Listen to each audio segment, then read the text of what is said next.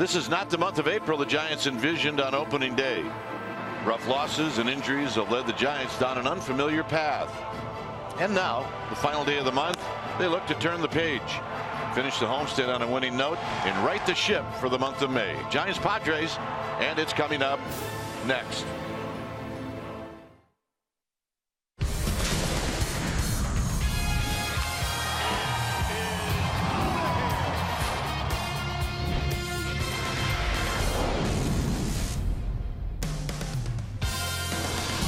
Beautiful day for baseball here at AT&T Park as we wrap up this homestand and this three-game series. Welcome to NBC Sports Bay Area, powered by Xfinity. Hi again, everybody. I'm Dwayne Kuiper. Alongside me is Mike Krupko. Well, series started out with the Dodgers, and they split those 4 games. And now you have a chance to take the series, and you can finish one over 500 on the homestand. All that's very important. But the bottom line is they need to get a win.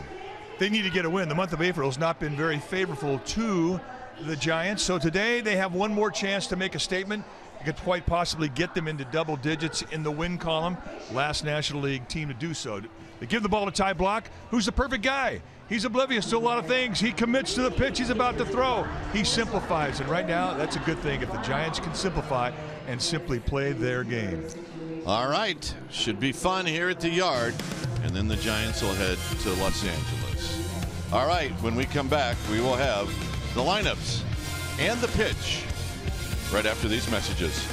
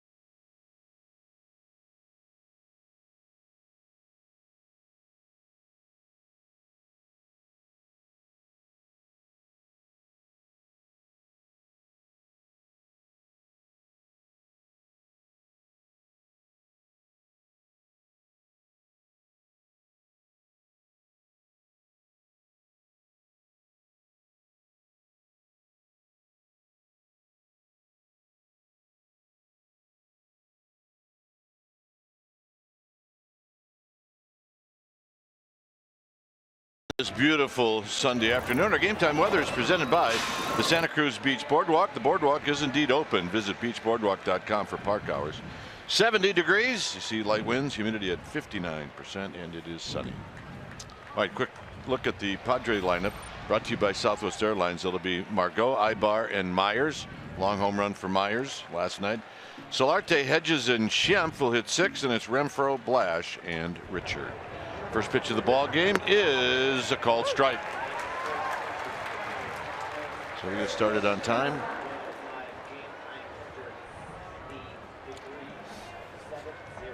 Margot hitting .267, takes another strike. Marty Foster calling strikes on this Sunday afternoon. Well, he's got a good zone. I think he's a low ball umpire by preference, but he looks for strikes, and it's a very steady zone. Block keeps throwing strikes. And he likes to work quick. I mean, Ty Block's a guy that is going to give you a fastball right in the low 90s, but he moves it around. He's got a nice corner command, curveball, slider, changeup.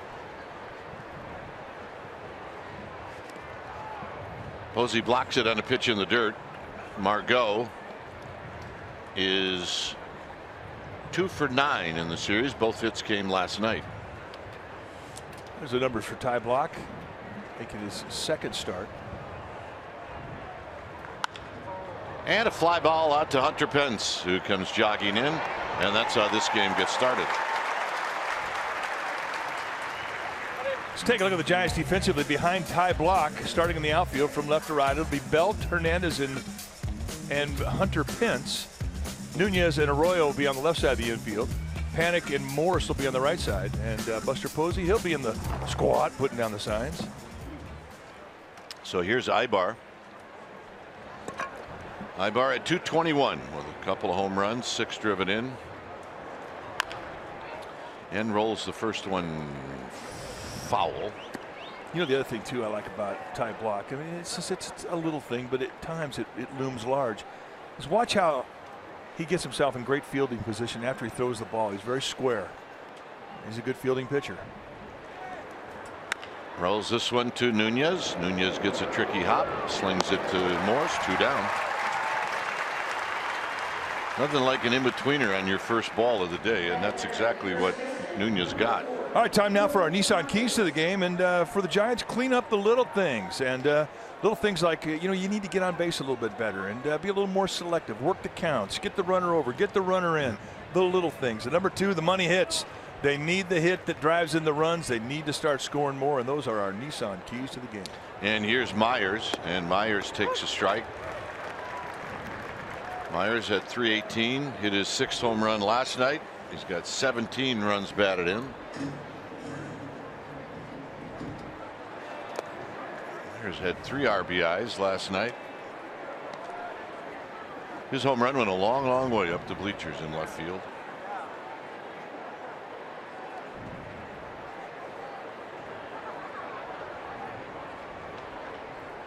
And the 1-1 to Myers. Fouls it out of play. As Dennis actually would say, I must have been throwing real hard for a guy to hit a ball this far. Well, Neil Ramirez threw a fastball that went middle in at the belt, and he must have been throwing hard because that was a high, far one.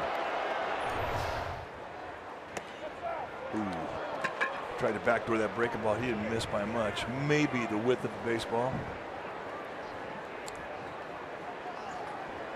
Will Myers, a tall hitter who likes middle in, hitting .462 in the inside corner.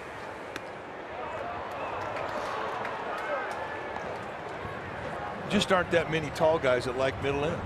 Tells me he's looking. Well, I think if you're a tall guy, I think you have to, because they're going to pitch you that way because of your height. Bangs this one off his foot.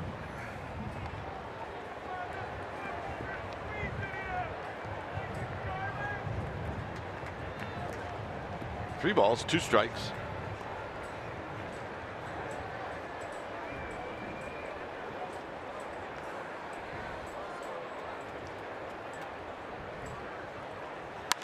Hit to right.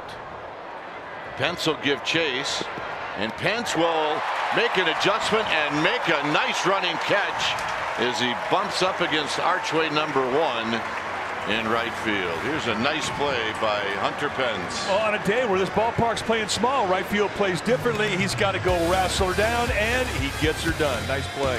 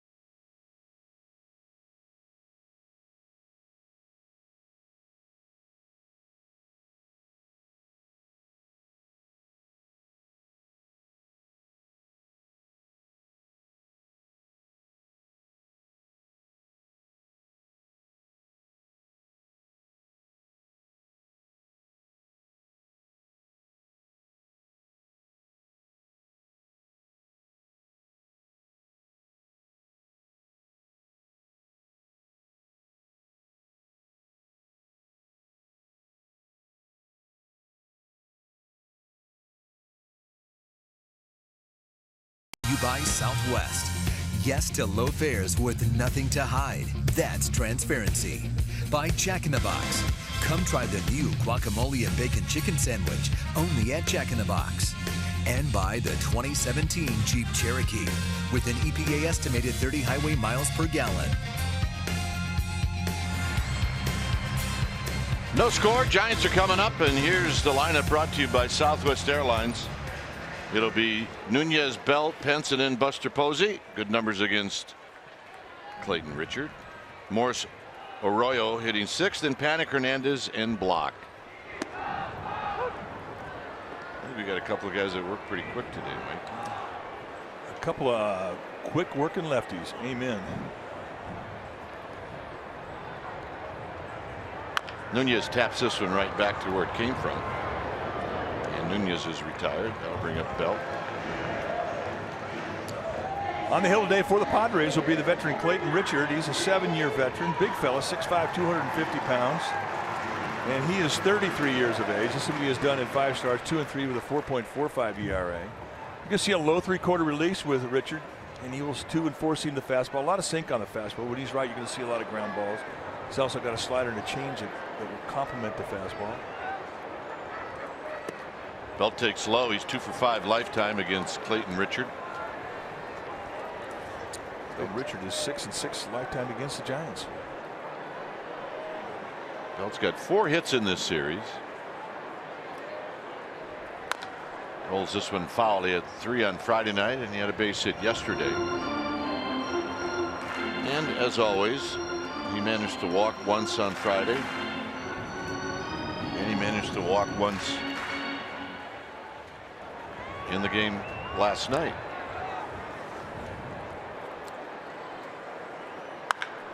Sharply on the ground, and Myers knocks it down, and he'll recover in time to flip to Richard. Let's take a look at the Padres defensively. Starting in their outfield from left to right, it's going to be Blash, Margot, and Renfroe. You've got really good arms with Renfroe and Margot. Ibar and Schimpf. They're on the left side of the infield. Solarte and Myers on the right side. Austin Hedges, he'll be in the squad putting down the signs. Bright sunny day here in the Bay, and the ballpark playing a little small. There's not a whole lot of wind right now. There is carry to right field. We don't see that very often. Here's Pence. Pence hits a high fly ball center field, and it'll be Margot. He'll backpedal and make the catch. So a 7-pitch inning for Clayton Richard, and it's 0-0.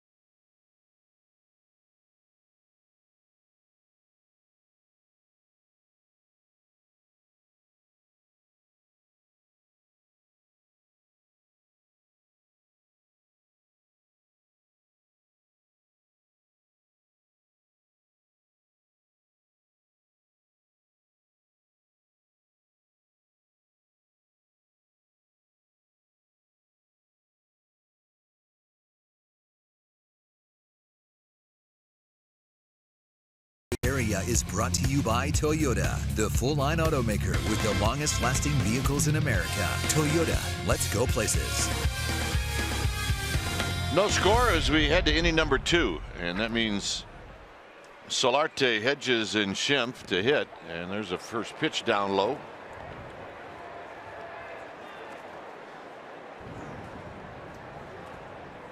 On deck is Austin Hedges and the 1-0. Swing. Good changeup from Block. So he's established pretty much what he's got. That's what you need to do early on in the game. First time through the lineup, let your opposing team know that you can get everything over. Slowly hit, kind of a cue shot that Panik will make to play. And on this beautiful day, here's Amy G. All right, gentlemen, a roster move announced before today's game. The Giants have designated for assignment Neil Ramirez. They have purchased the contract of reliever Brian Morris. Bruce Bochy giving a little bit of a scouting report before the game. He said most people will remember him from his time with the Marlins. He was with the Giants in spring training dealing with some injuries. He is healthy now. He is an experienced reliever that Bochy is looking to help solidify in the 6th and 7th inning roles. Gentlemen? Yep, thank you.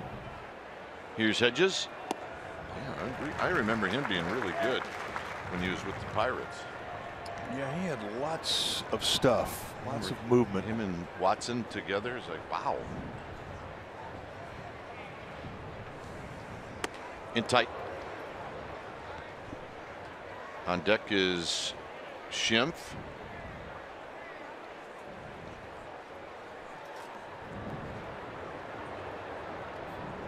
Giants trying to get to double digits in wins. Didn't realize it was going to be this tough to do. Pulled on the ground, foul. Who's that? Don Rhodey? There's Don Rhodey. You know how I recognize Don? By his trot? Yep. Well, that's a good one. Also, he doesn't catch anything. Yeah. Well, but it's the trot. That's what separates him. No swing. Don Rhodey, this isn't his first Rhodey. I like the trot. It's got a little Babe Ruth in it. Hit on the ground to Nunez. Nunez gets a short hop. He'll take his time. Tie Block. I mean, the one thing about Block that stands out when you watch him pitch is that he has a really good ability to stay off the sweet spot. He'll just get you out front, you hit it off the end of the bat. He'll cut a little fastball in on you and it runs up the bat. I mean, it's what pitching is all about, is upsetting the timing of the hitter, and he's very good at that.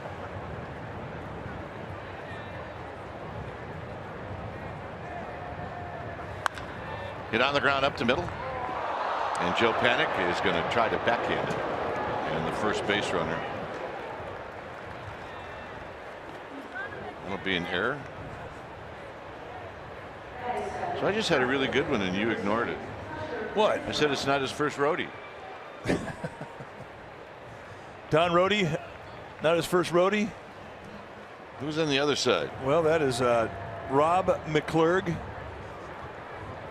Let's see you do something with that name. Well, he was a fan of Russ and Lund. That's all we need to know. There you go. And a called strike, so something you don't see very often, and that's an error by Joe Panik.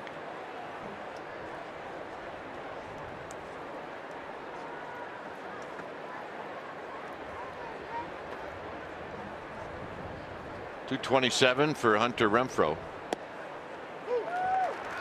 Pounds that strike zone, doesn't he? Well, and he's not afraid to pitch in either.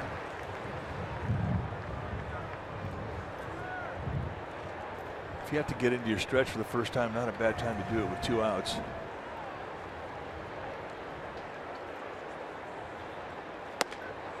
One and two.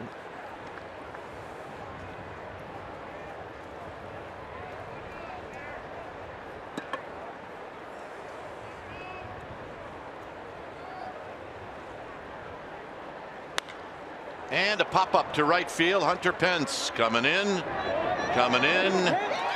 that retires the side. It'll be Posey, Morse, Arroyo, Panic, Hernandez coming up.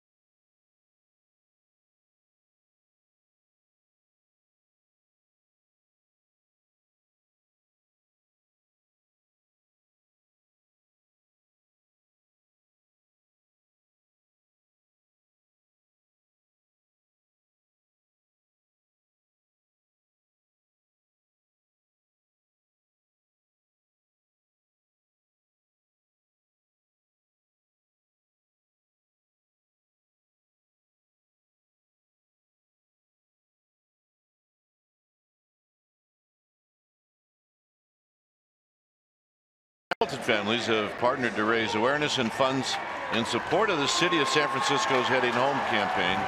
The Heading Home campaign is dedicated to ending family homelessness in the city. For every Giants run scored at AT&T Park Airbnb, and the Giants will donate $1,000 to the Heading Home campaign. As the pitch to Posey is a ball. Giants fans can participate by making a donation, texting HOME, HOM, to 91-999 or going to homehamiltonfamilies.org. Foul out of play. 1 ball and 1 strike. Good swing there in the 1-0 count. He was hitting something soft, and that's exactly what he got. See the career numbers against Clayton Richard. He's had some ownage.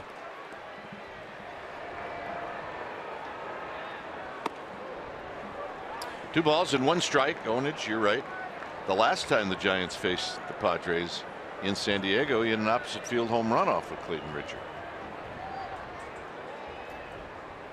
Here he rolls this one to third.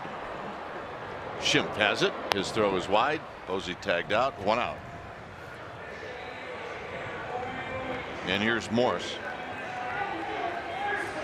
Morse has got a little bit of ownage on Mr. Richard. 6 for 13 with a home run.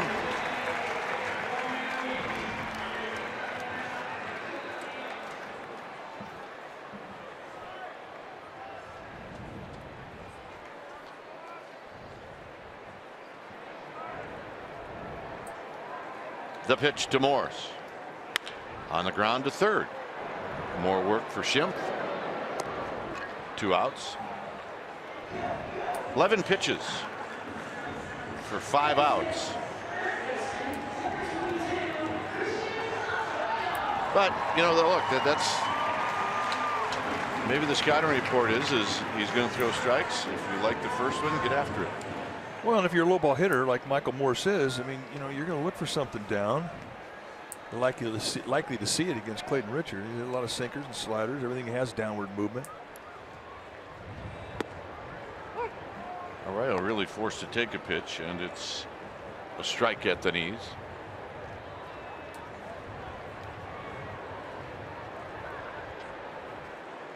And a base hit up the middle. As we're growing to learn the game of Christian Arroyo to play, one thing we're finding out is he likes the middle of the field. Gap to gap guy, waits well on breaking balls. Just a little 90-mile-an-hour cutter, drops right down around the knees.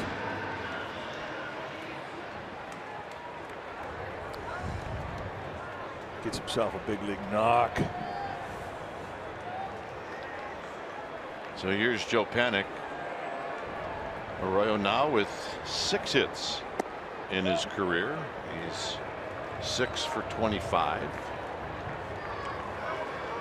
Clayton Richard gets in the stretch for the first time today.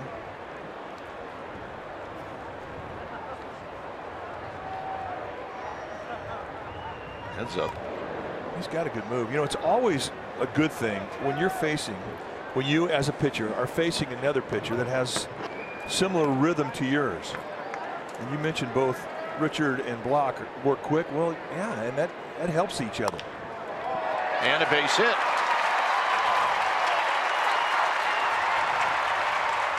And Arroyo moves over to third. So here's Hernandez. Again, using the middle of the field.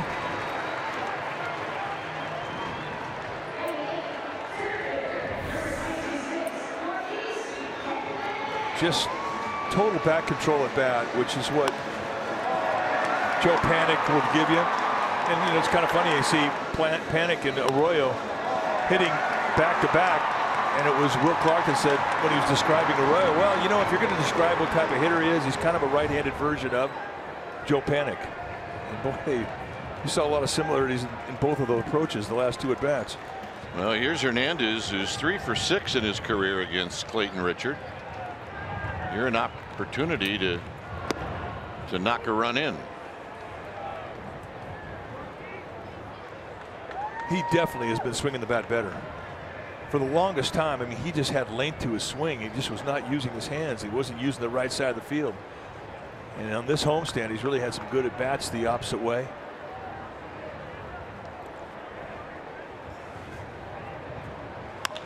Fly ball to left.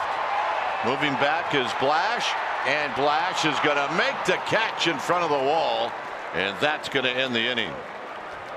No runs, a couple of hits, 2 left. A nice play by Blash as he's got those long arms, and he takes a hit away from Gorkis Hernandez.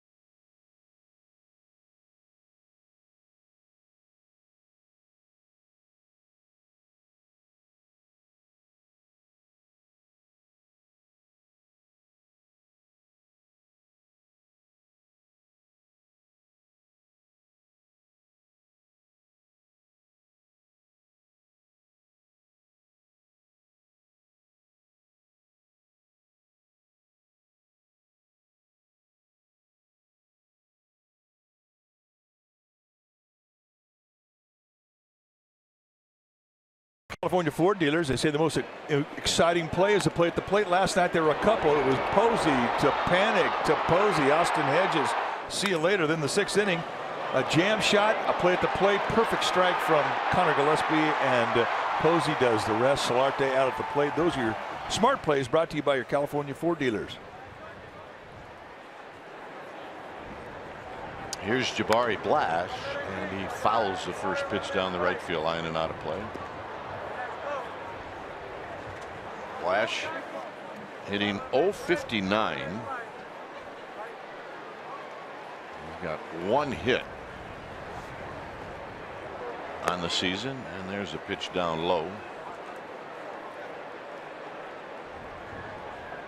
On deck is Clayton Richard, and then Manuel Margot. We're in the third. Backed up the changeup. You can always tell a guy with a good changeup, he can throw it as many times in a row. Guys who don't have great changeups, you know, they don't do well throwing it 2 times in a row, 3 times in a row. The block, he could give you 5 in a row. Got him. See you. Well, Spin Your Orange Friday happy hour at the ballpark Friday, May 12th. Your happy hour ticket will include live music, the opportunity to watch BP from the field, a barbecue buffet, and some Lagunitas beverages. Plus, you get a lower box seat to see the Giants take on the Reds. Go to sfgiants.com/happy hour and check it out. Here's Richard, who can hit a little bit. High fastball, 1 ball and no strikes. There's some activity out in the Cove today. Is there? Yeah. Oh. They got it going out there. It is a beautiful day here in the Bay. Hey, give the folks in the Bay Area a chance to put on their swimming suits. They're going to take advantage of it. Oh, yeah. It's a festive group. Down the right field line. This is trouble, and it's off the bricks. Right to Pence, and Pence will hold Richard to a single. Missed a home run by about 3 feet. I mean, we talk about how this ballpark's playing today because of the heat. Not a lot of wind, and there's carry to right field, and he almost knocked it out of here. This ball is ripped. Kind of a lazy get it in breaking ball. Beautiful swing by Richard, who's a 2-sport letterman at Michigan. He was a quarterback on the football team and a pitcher.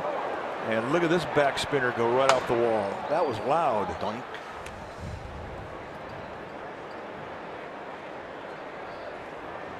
I mean, that's one that'll wake up the ghost of Rusty.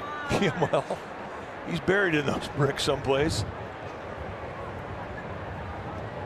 Rusty, the mechanical man. Well, I never found out who took credit for Rusty. I mean, Well, nobody ever stood up and said, yeah, that was my idea. Well, a lot of people did, but then after it opened up and we saw Rusty, everybody kind of disclaimed it.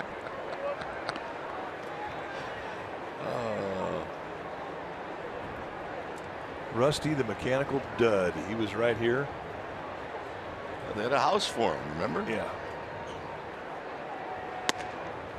The mechanical dud. Oh. He lasted, what, 5 years maybe? Well, they used him the first year, but after that, he just sort of hung around and hid in his little box. Stuck his head out every once in a while towards the hole. Nunez is going to spin around, and that's 1, and that's all they'll need to get. So safe at first is Margot, but a nice play by Nunez. You know, and I think that's the one thing at the big league level that it just absolutely stands out, and it's how quickly guys find their balance to get off a throw, even when they're not on their feet. I mean, this is a spectacular backhand, but you're watching him catch the ball. You think, well, how's he going to get that ball over to second base? Well, that was our Togo's big play, the Togo's way. Here's Ibar.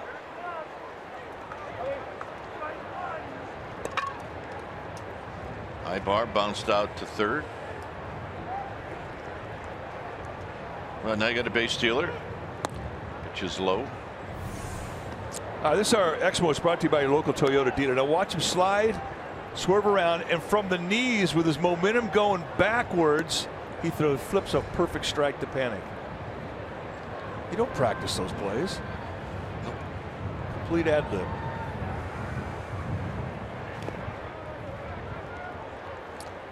I mean, if you started sliding into a backhand during batting practice to practice those, they would yell at you to knock it off. Yeah, you're going to get hurt. Tell you to go inside.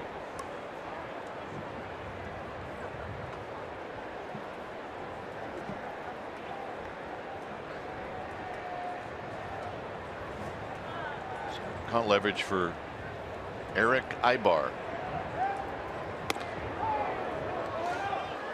Well, not the kind of guy you want to walk with Will Myers on deck. And Myers had really good swings against Block his first at bat. So this is a situation where Block's got to throw strikes.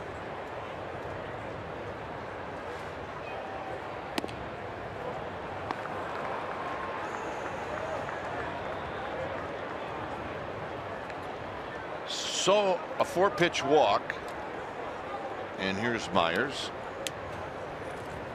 So Buster Posey, sensing that block, perhaps a bit mad at himself for the 4-pitch walk. And he kind of goes out there, and one thing the catcher will do in a situation like this with a young pitcher is say, all right, create a little mess here, let's see a pitch through it. Just a little challenge job, pat him on the back and go. Myers hit a ball to right field that Pence ran down.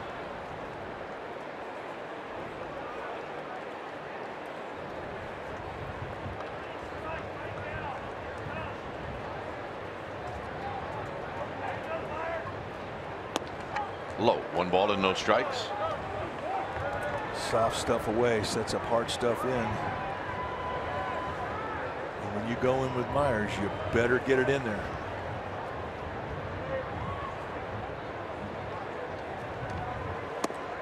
Nope, 2-0.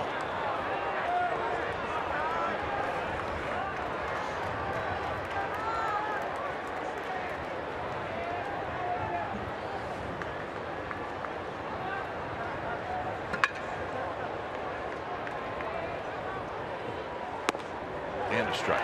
Good spot. 2 balls and 1 strike.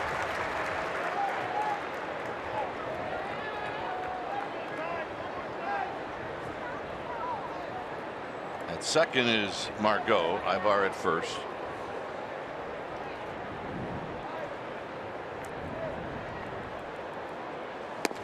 Two and two. Good changeup. What sets up a good changeup? Arm action. Has to be a sell job. You have to think a fastball is coming at you if you're in that batter's box. Little tail just sort of leaking away from Will Myers.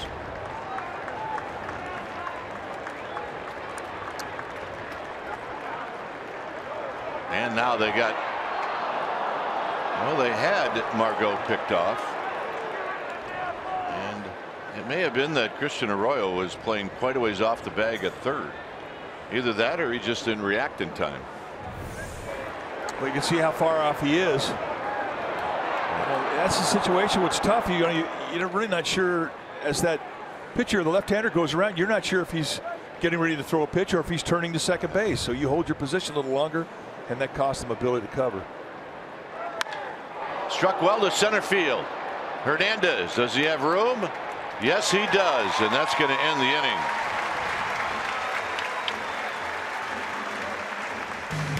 Block is going to lead things off.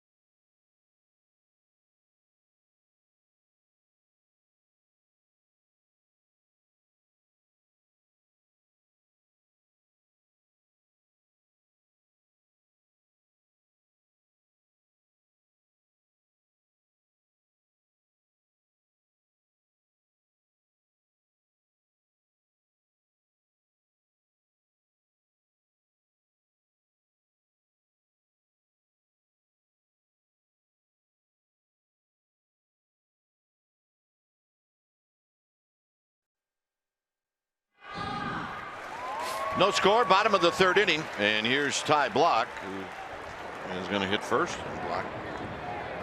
1 for 2 on the season. Takes a strike. Nunez and then Belt.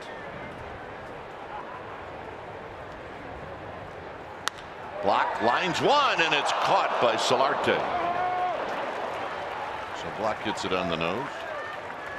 He hits that tomorrow. That's a base hit. But it's the month of April, and the Giants haven't had a lot of breaks in the month of April. Let's take a look at a good at bat. Nice play from Solarte, high backhander. Layout, extension. Yeah, tomorrow that's a knock. Probably a double. Here's Nunez.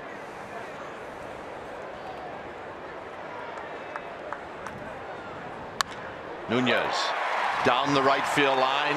Let's see where he ends up. Nunez is going to, I was going to say, take a chance, and if Shemp would have held on to it, he'd have been out by 20 feet. Well, Nunez makes a good decision, but he's thinking 3 bags when he leaves the batter's box, and that's the key. Good opposite field at bat. This is one of his keys. Now he's thinking, once that thing gets down there in the corner, I got a chance for 3. But as he rounds second base, boy, he drops anchor. 20 feet? How about 50 feet? Now let's take a look at the anchor drop. Whoa! Both my knees are killing me right now. Get the ice bags, folks. The hardest thing on your knees is not the actual running, it's the stopping. Belt rolled out to first. He hit the ball hard in the first inning. Opposite field hitting, but foul. It's 0-2.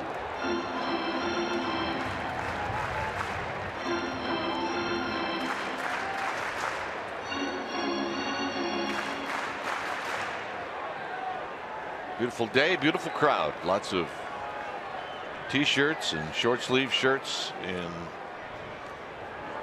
the ballpark today. Here's the pitch to Belt, and Belt strikes out swinging. Our Jeep drive of the game, April 9th. This year, top of the 3rd inning, Hunter Pence hit one down in the Western Metal Supply Company, and then after that, Buster Posey hit one the opposite way, and the Giants led then 5-0. Eventually won 5-3.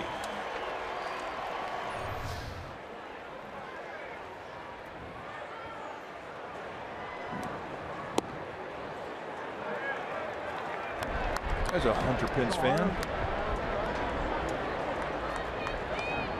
the giveaway doll today was the Hunter Pence stick-on.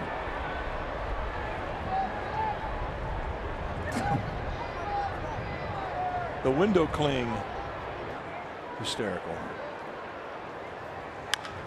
Rolled foul. It's 1 ball and 1 strike. Interesting day today between the Mets and the Nationals in Washington. Anthony Rendon in that game for the Nationals, 5 for 5 with 9 RBIs. Scored 4 runs. Player of the day so far. 1 and 2. It's going to be tough to beat, I think. He's going to get another at bat. Pence still got a shot. He's behind in the count, 1 and 2, with Nunez at second base. Just off the plate to even the count. Buster Posey's on deck.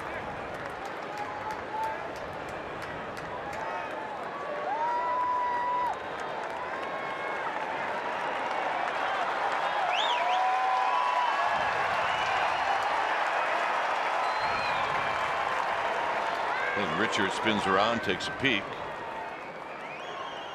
at Nunez. Giants looking to break the spell, get some money hits.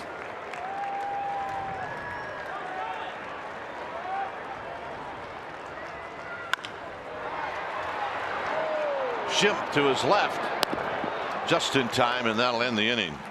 Nunez a double. Giants strand 1 after 3. It's 0-0.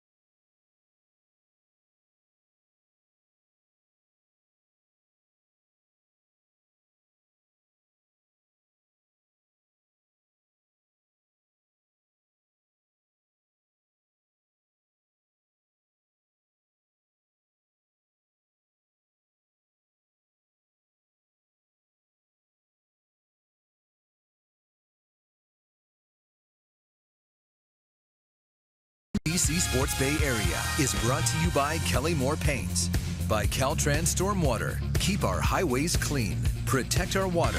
ProtectEveryDrop.com. And by True Green, America's #1 professional lawn care company. Start today. Live life outside. Well, stretch in a 0-0 ball game. Willie McCovey, one of the quickest swings I've ever seen from a big man. Compact. Solarte on the ground to third. 1 out. All right, let's check in with Amy G. All right, gentlemen, another nice outing for Matt Cain last night. And Mike, you mentioned it. He's really evolved as a pitcher. I spoke with him today about his struggles last season and in spring training and how he's had to make some changes. He said the biggest thing he's trying to do is just disrupt the timing of the hitter. He said he also has to stop being stubborn. It doesn't help you at all when you're looking at the radar gun. And go to your other pitches, trust in them, and have conviction when you throw them, guys. Yep. Thanks, Amy. When you stop looking at the radar gun? Well, when you're 32? Yeah, it doesn't mean anything.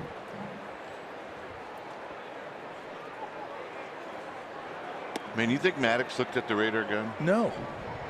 I mean, maybe to see how fast his changeup was. You know, I mean, it's a curiosity perhaps, but it wasn't anything he needed. Lavin? Never. And a fair ball down the left field line.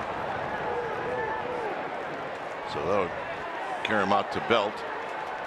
And a double for Hedges. You know, for a guy that can pitch, I mean, he's going to put a speed and a movement in your mind in regards to his fastball. He's got 2 different movements. Well, there's 2 different pitches you have to consider. But then he's going to throw speeds off of the established speed of the fastball. And all he wants to do is get you off your back leg, get you a little bit of a slide, a little bit of reach in your swing, and he wants you to hit the ball.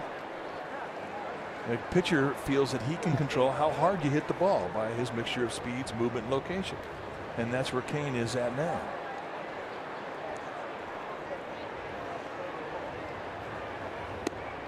There's a strike to Schimpf. Think Smoltz looked at the radar gun? I do. I mean, he was a power arm. Yeah, I agree. He was a power arm the whole time. And, you know, guys that throw 95 and above, you know, they like to be reassured. 3 Hall of Famers. All different styles, all great pitchers. And I emphasize the word pitchers. And look, there were days when Smoltz went out there and he didn't have his power stuff, but he still found ways to get you out. And that's what pitching is. Using what you have that day, make it work.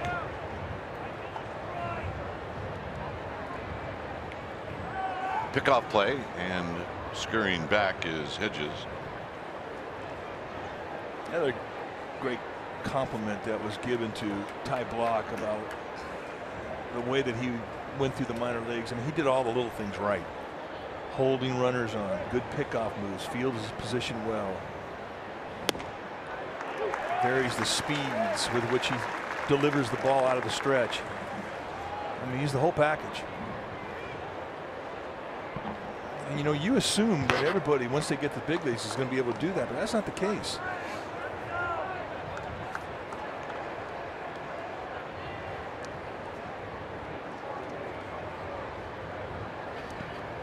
And another good block. It's 2-2. Well, we heart you back. Well, they know what to write to get on TV. So you don't think they really mean it? I think they probably do. Somebody gave them good advice. Well, happy birthday. It's my wife's birthday too, so there you go. Well, happy birthday, Michelle. 2 balls, 2 strikes.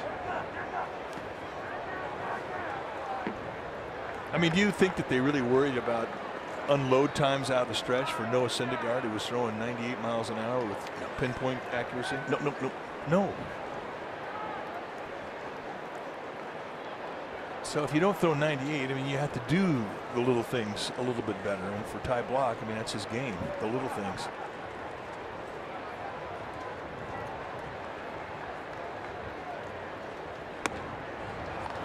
So the walk. Pretty good at bat for Schimpf, and here's Renfroe. All right, I'm changing glasses. Yeah, shake it up, will you? Yeah. April glasses are not working.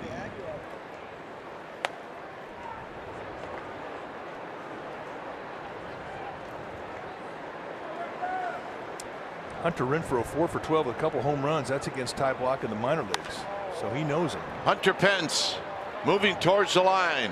Watch out for the bullpen mound. He makes the catch and gets it back in quickly, and a nice play by Hunter Pence. Well, that's one that Ty Block will appreciate, especially when he knows that the guy in the batter's box has some ownage on him. And I think Hunter Pence makes this play to his left very well, and watch the footwork to get set up to get the throw off. And that throw freezes Austin Hedges at second base. Nice.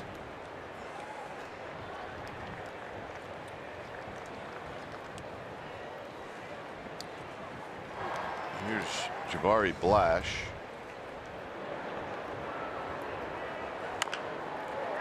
Slowly hit. Side retired. So nice job by Block. And now the Giants trying to take the lead.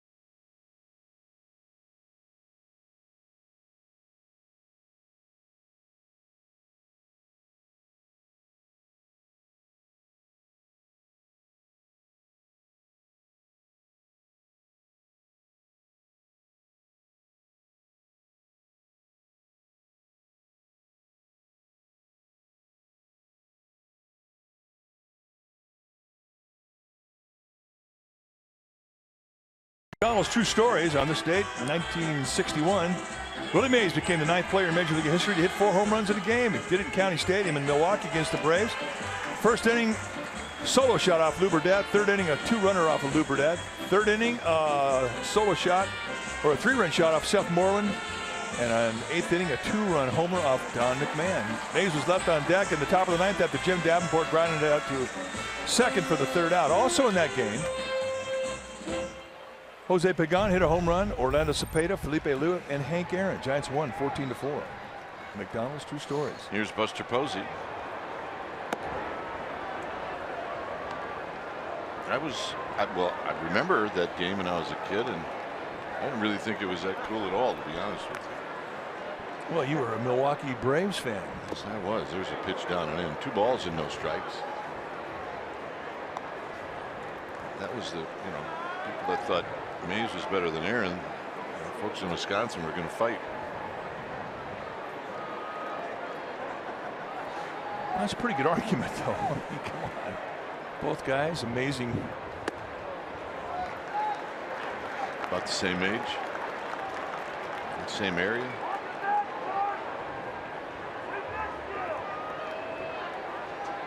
Michael Morris on deck. 3-0 to Buster Posey. There's a strike.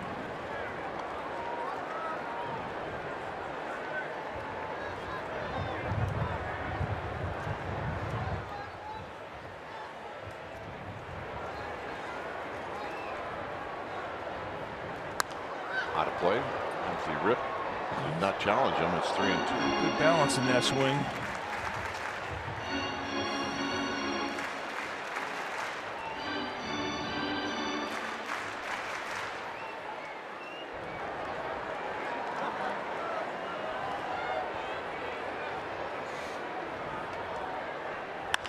Towards the hole, and it caroms off of Schimpf, and Buster Posey's got a base hit.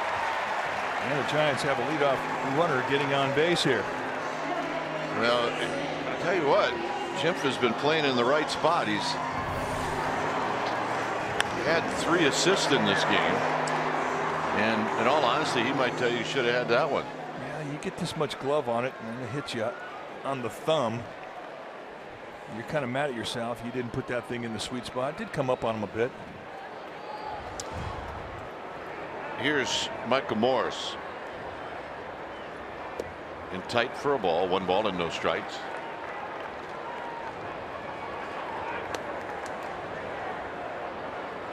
See the lifetime numbers for Morris against Richard. Out of play. A healthy rip. 1 ball and 1 strike.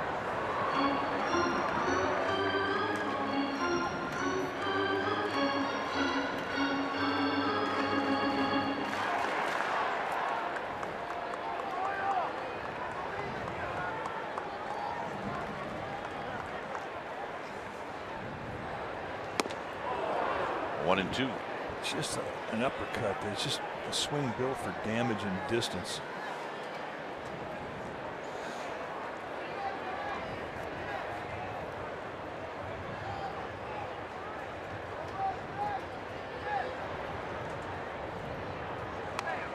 Back. Just missed it. Another challenge.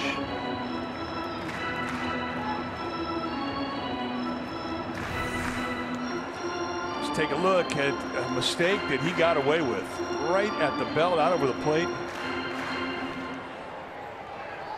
Just missed it. And you're thinking the same thing if you're Richard. Got him. Pitch down and in. Second strikeout, and here's Arroyo, who's 1 for 1.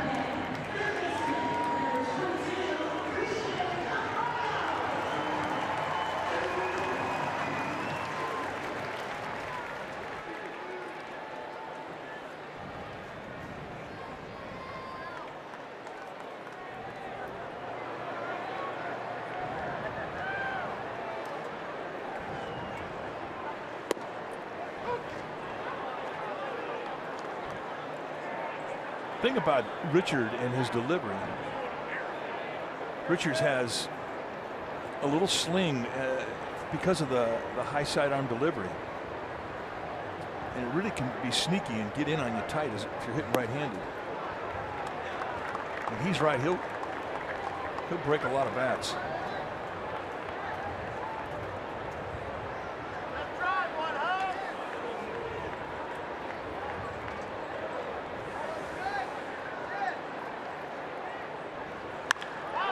On the ground, hit sharply, and this will end up being a double play. So, Giants waste a leadoff single. We'll head to the 5th. It remains 0-0.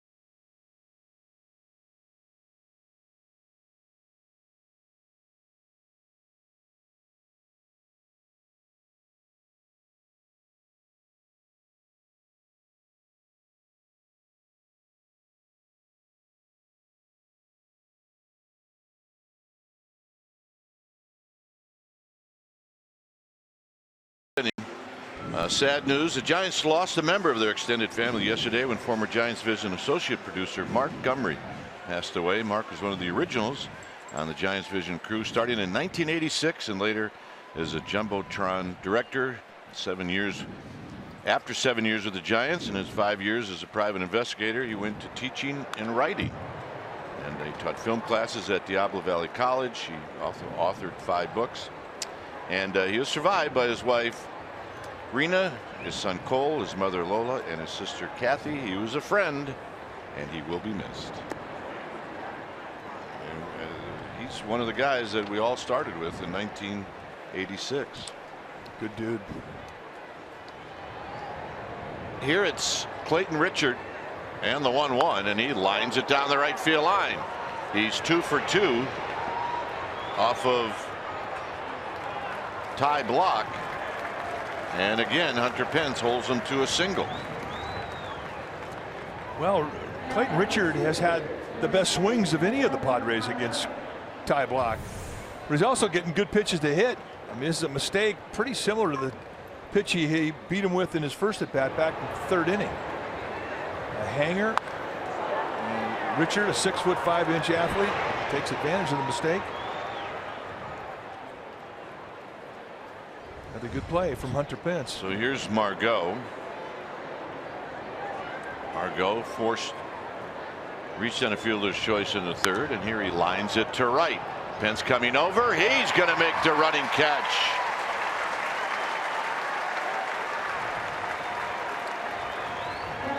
It was a nice at bat from Margot. I think he went up there with the idea he was going to go to right field.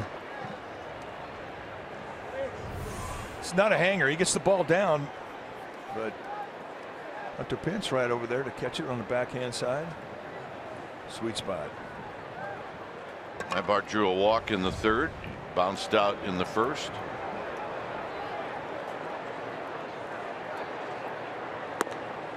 Which is a strike, and it's 0-1.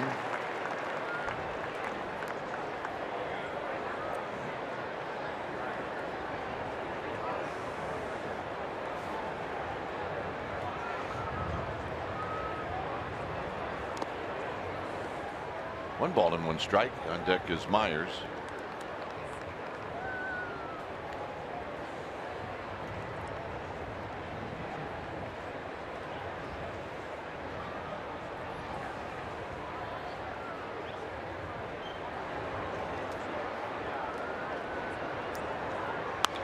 Popped him up. It's Joe Panik.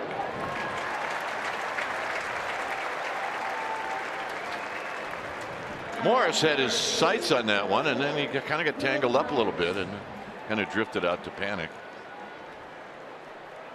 Reminds me of when Boog Powell was at first. Boog said, "I'll give you $10 for every pop-up that you catch that I should catch." It was a great day. He said, "I got to pay you at the end of the month." Did you keep track? Absolutely, I did. Out of play. I made $140 one month. Well, let's take a look at Michael Morris. This is Boog right here. Okay. Panik, Panik, it's all yours.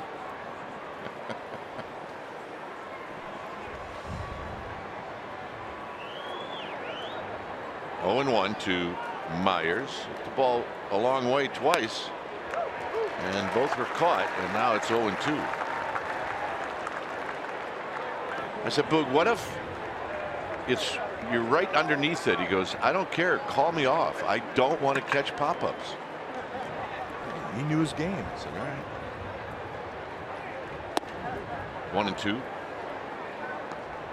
So you're over there running to catch a pop-up thinking, I got $10 in my back pocket. I'm going to call Boog off of everything.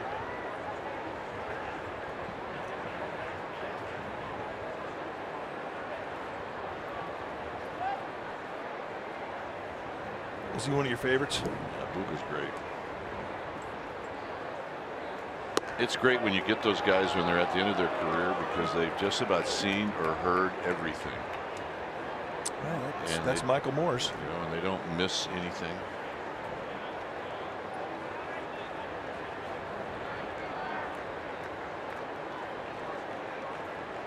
So it's 2-2 to Myers. Out of play. Panic, Hernandez, and Block due to hit in the bottom of this inning. Yeah, one thing about guys who've been in this game 10+ years as a player, I mean, they know their game. They know their strengths, and they will definitely know their weaknesses.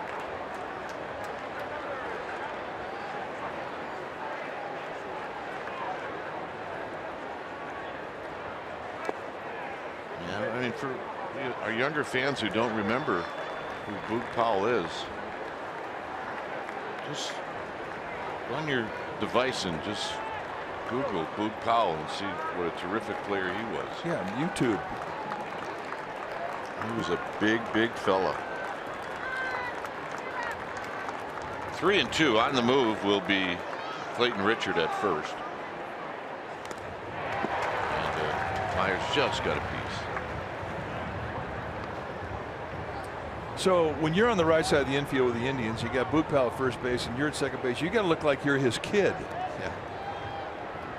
Well, I mean, those were my skinny days. Boog looked great in that all-red uniform too. 3-2. Out of play.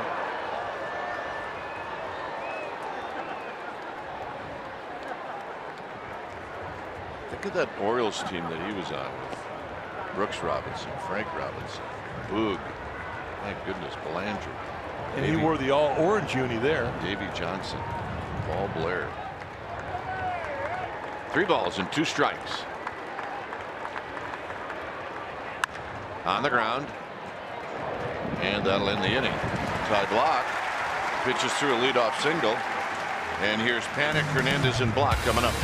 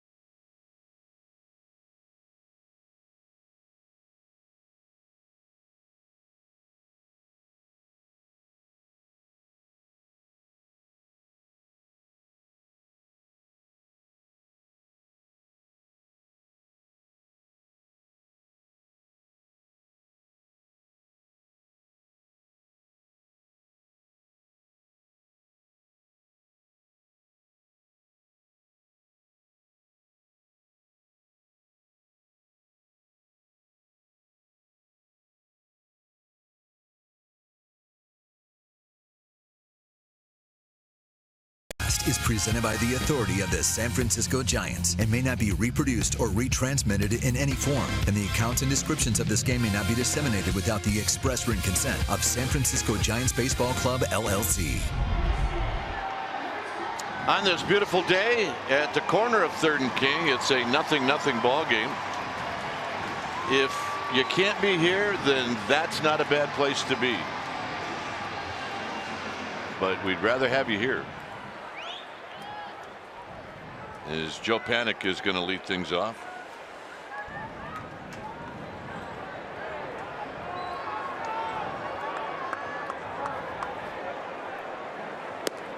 And a strike. Panic single in the second. So in that game between the Mets and the Nationals? Yes. It's a final. Was it close? Nationals won 23-5.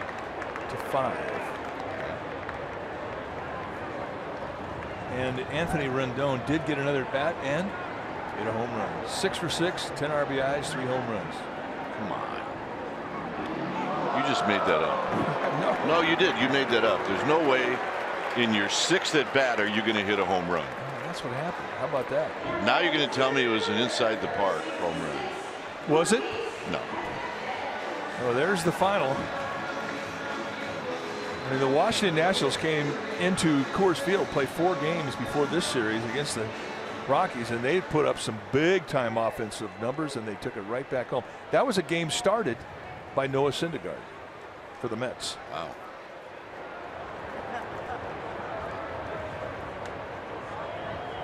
Here's Hernandez, hit a ball to the wall that was caught, and a push bunt foul. Hernandez thinking that the guy behind me's had the best swings against Clayton Richards, so I'm going to advance Panic to second.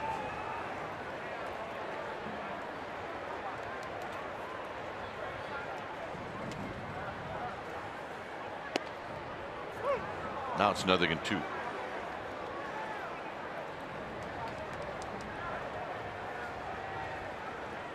If you're going to bunt in the 8th spot, I mean, you better have a pitcher that can hit. That's a fact. And Ty Block's, he's a pretty good hitting pitcher. It's still an unusual play. Down the right field line. Is this trouble? You bet. Nice play by Renfroe. And the Giants will have runners at the corners. Hernandez, ownage is ownage, is now 4 for 8 lifetime against Clayton Richard. Well, and again, we talk about how he's improved in his ability to hit the ball to right field. You've really seen it on this homestand. And this one's got slice. I thought at the crack of the bat that Renfroe might get a chance to catch this ball, but the slice of the ball just kept working its way away from Renfroe. And in the end, it's going to be a double, and this inning is set up.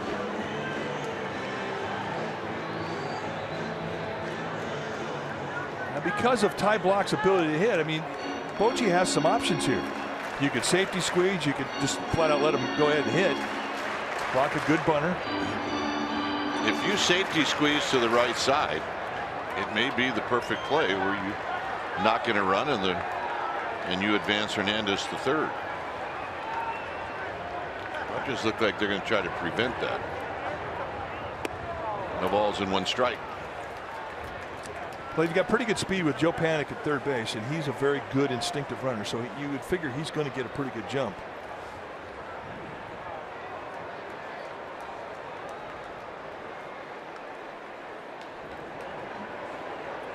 Well, you see a lot of teams do it, especially in this scenario. If an out is recorded at home, you still have a runner in scoring position at third.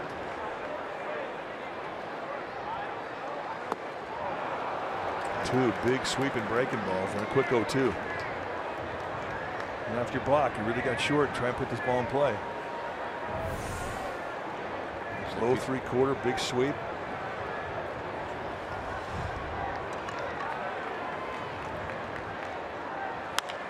Into center field. Tagging his Panic. Margot with the catch. And the Giants take the lead. Ty Block with a sacrifice fly. Nicely done. Tell you what, pitchers in this game are saying there'll be no DH in the National League. Well, all 4 at-bats by the pitchers in this ballgame, Block and Richard, have been very good. And this one especially good because it comes in a 2-strike count, and he gets exactly what the situation calls for, the sac fly. Yeah. The Giants take the lead indeed. So here's Nunez. Nunez doubled down the right field line in the 3rd inning. Hit a ball right past Myers. Myers is in and again playing off the line. I don't think he'd be playing that far in. I don't get it. I mean, does he really believe that Nunez is going to bunt? No, I don't know. I mean, you're not really, you're limiting your range, and they've opened up that whole right side.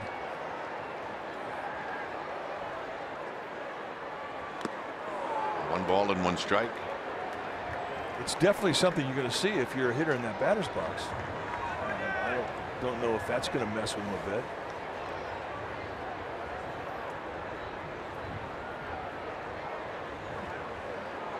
And one thing too about Nunez, I mean, he has the ability to hit the right field. It looked like he was trying there. It's 1 and 2.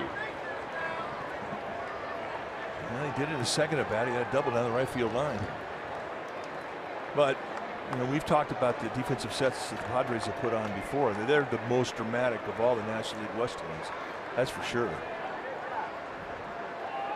They will have some extreme sets. They had one last night where the right field, it looked like there was 4 outfielders. That's a fact. Second baseman dropped deep.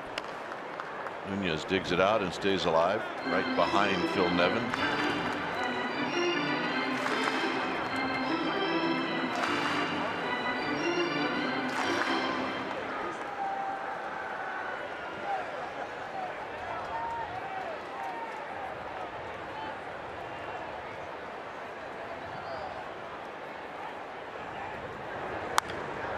Foul down the right field line and out of play.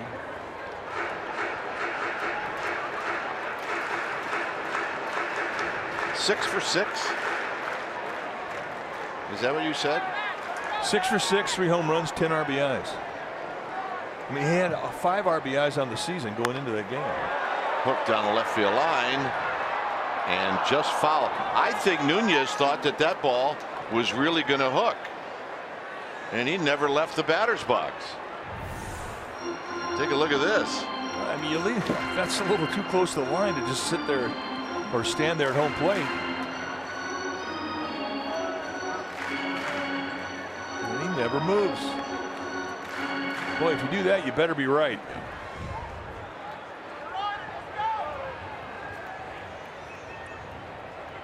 And now they may be changing the signs, thinking that Hernandez is tipping things off. It's 1 ball and 2 strikes.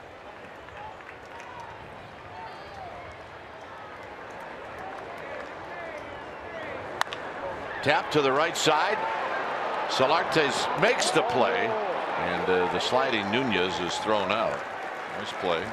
We've seen some really good plays from the infielders in this ball game, where they've made plays from awkward positions to get a throw off. Going to right field, no doubt in my mind that swing is geared for the right side. And watch Solarte come over. He robs him right here, and then somehow on his right knee throws an absolute perfect strike to Myers to get the out. It's brilliant defensive play. Here's Belt, and for the first time in a long time, no overshift for Belt. It may have something to do with his base hits on Friday night. I mean, that's all he's got to do. Couple of back control at bats, hit the ball to the left side,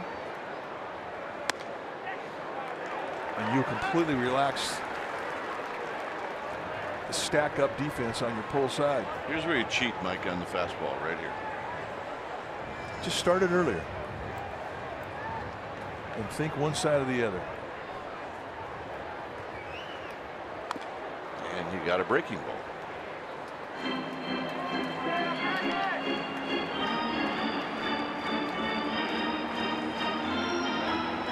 So 2 balls and 1 strike. Well, if you're a hitting instructor, you like to believe that if he was swinging at a 2-0 breaking ball, he was looking for it. You don't want a guy looking fastball and swinging at a 2-0 breaking ball. 2 and 2.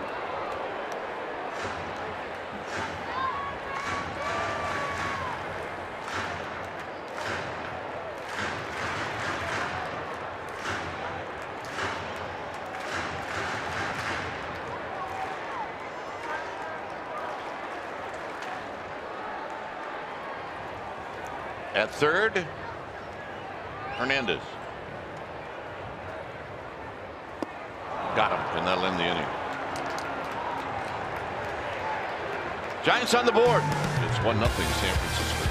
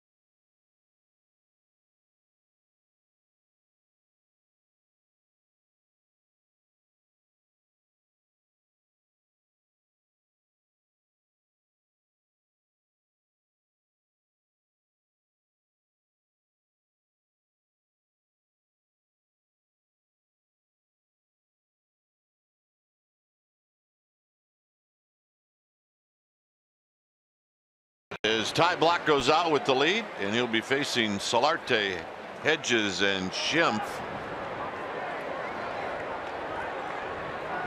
And the pitch, and a breaking ball for a called strike. Solarte has bounced out twice, once to Panic and once to Arroyo.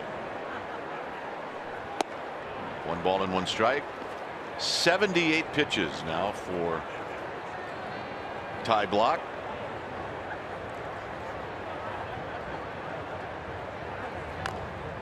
What do you think he's good for? He can go to 90, 100. I think this is going to be his last inning no matter what. And they're still building his arm up. I don't know if David Righetti is quite comfortable with him to go to 100. They may push him. He's got an extra day between this start and his next start. Lifted into center field, actually right center for Hunter Pence. Well, check out Santa Clara University night on May 12th. Giants and Reds. And you need a special ticket, which will include a game with the Reds and a Santa Clara University Giants t-shirt. 415-972-2298 or sfgiants.com/special events. Great campus. I love that campus. Yeah, it's a good school. There's a strike. Just one first pitch strike after another. That's 9 in a row from Ty Block. That's the campus that Randy Wynn built, right? Absolutely it is. Steve Nash. Brent Jones. Brent Jones killed the football program there.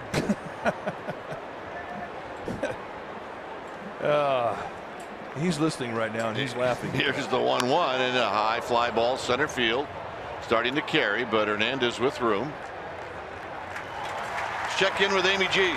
Well, gentlemen, a couple of signs that we were going to have a good day. It's beautiful here at the yard, and then I walk in and Smoothie is hosting youth baseball day. About 6,000 kids, parents ecstatic to see Dwayne talk to a couple of Giants. Ron Wodas, Jarrett Parker, Stephen Okert, all participating. And of course, Dwayne, as always, you got vital, pertinent information on life to these kids when they said it's the most important part about baseball. And you said, have fun. Fun. Have some fun.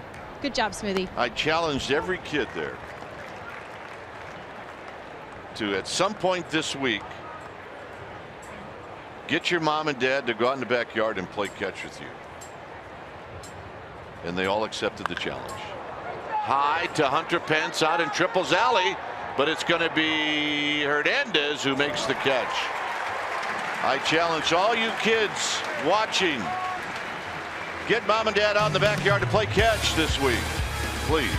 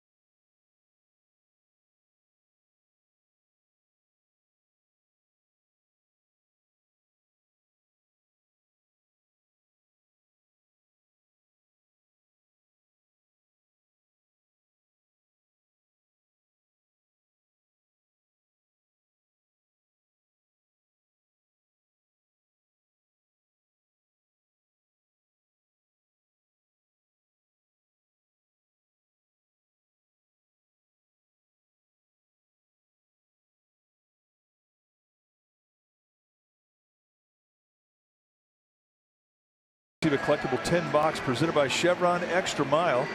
It's the perfect 10 for baseball cards, Giants keepsakes, or even your lunch. So join us at the park as the Giants take on the Reds. Go to sfgiants.com/tickets. Great crowd. Lots of short sleeves, lots of hats, lots of families. That's the key. Lots of families. Lots of families. On a day built for offense, it is a 1-0 ball game. Ty Blach has been masterful, and he may get another inning. That last inning, just 9 pitches. Pence takes low, 1 ball and no strikes. Good spot in this lineup to add to the 1-0 lead. Pence, Posey, Morris, Arroyo, Panic, and Hernandez.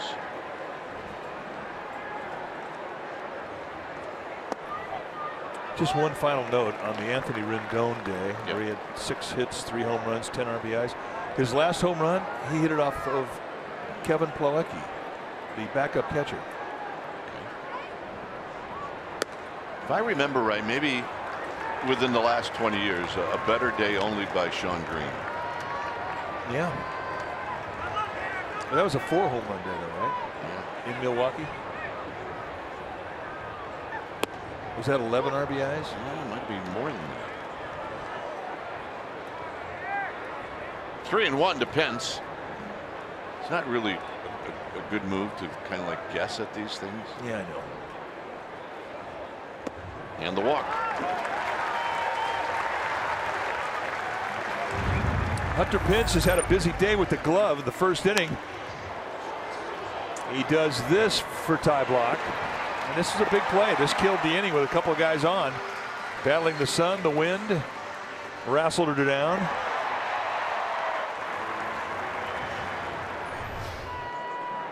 Here's Buster Posey. Buster, a base hit off the glove of Schimpf in the 4th. Open now activity for the Pods. Just a bit outside. It's 1-0.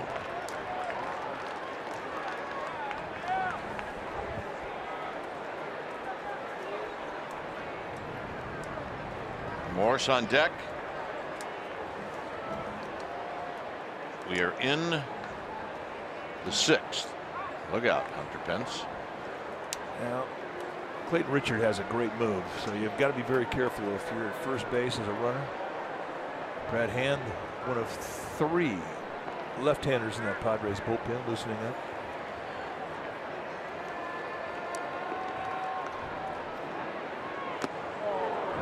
Ball and 1 strike.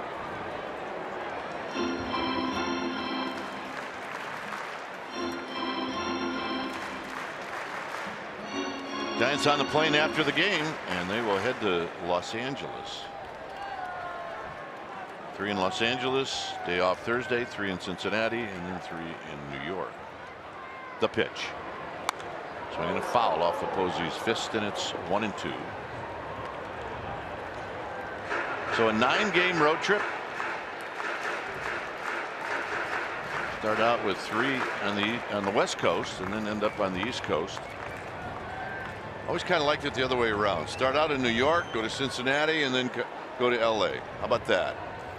Yeah, you like to wind up close to home. You don't like to just keep getting farther and farther away. But such is the case.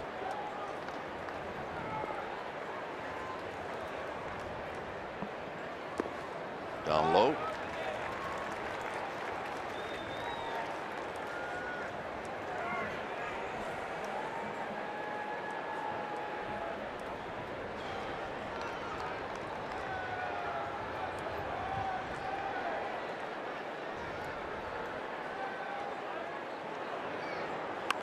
Check swing roller.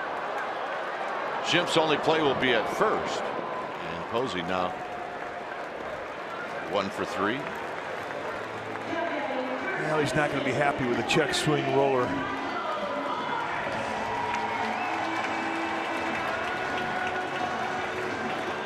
Those are at bats that just frustrate you as a hitter. Yeah, they do. So, talking about this road trip coming up, you'll do the games in LA, and then FL will do the games in Cincinnati and New York, correct? That is correct. Morris fouls this one right to Arroyo. By the way, Sean Green, 6 for 6. Yep. a double, 4 home runs. Oh, you know what? Rendon's got him. 7 runs batted in. Wow. I think Rendon's RBIs trumps this. 4 home run days. Driven to right, off the bricks. Coming in to score is Pence. Morris has got a double. Ownage is ownage.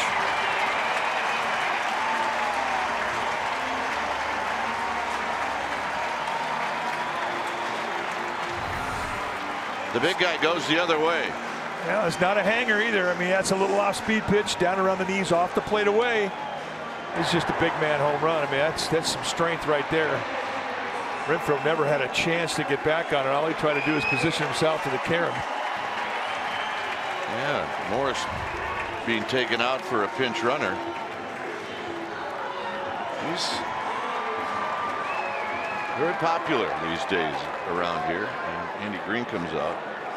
By the way, a note on Rendon, first player with 10 RBIs since Garrett Anderson did it in 2007. The major league record is 12. When it's time for a change, think Speedy. Oil change and auto service, your oil change tune-up and repair experts. Giants lead 2-0, and we'll be back.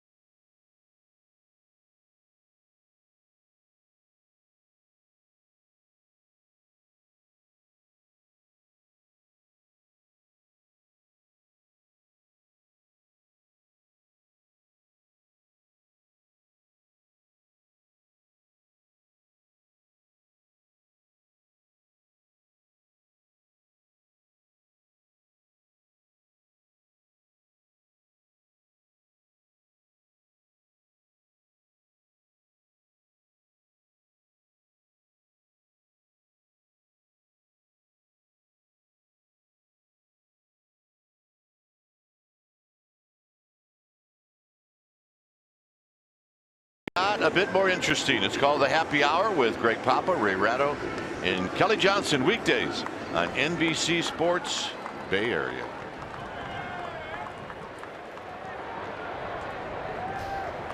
Who's the new guy?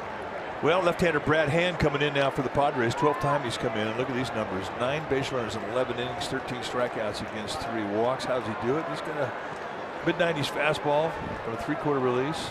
Curveball, slider, changeup, and everything right now he's got a feel for it. Throwing with a lot of confidence. Spangenberg is now at third.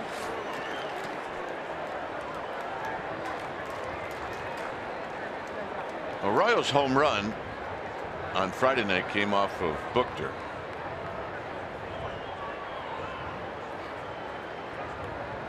And the first pitch is down low.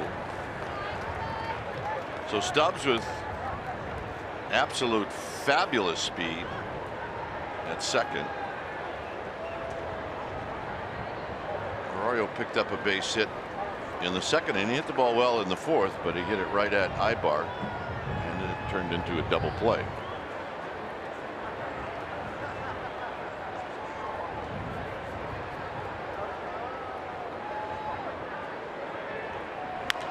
Tap to third. Spangenberg will be tested right off the bat, and they got him. Giants will look at this. That was close. Mike Winters made the call. And it's a good one. Got him. They will not challenge that one. high throw. And Myers going up to 1 foot. And I believe he kept his foot on the bag. Yep.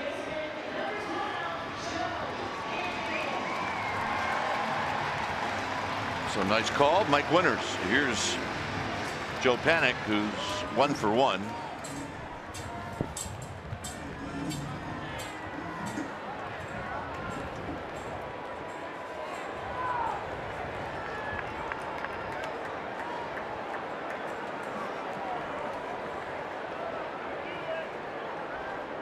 Swing and a miss. No balls and 1 strike. It's a good breaking ball. Just gives you an idea how much confidence he has in his stuff and being able to control it, being able to throw that first pitch. 1 for 7 lifetime for Panik against Hand. Mr. Hand.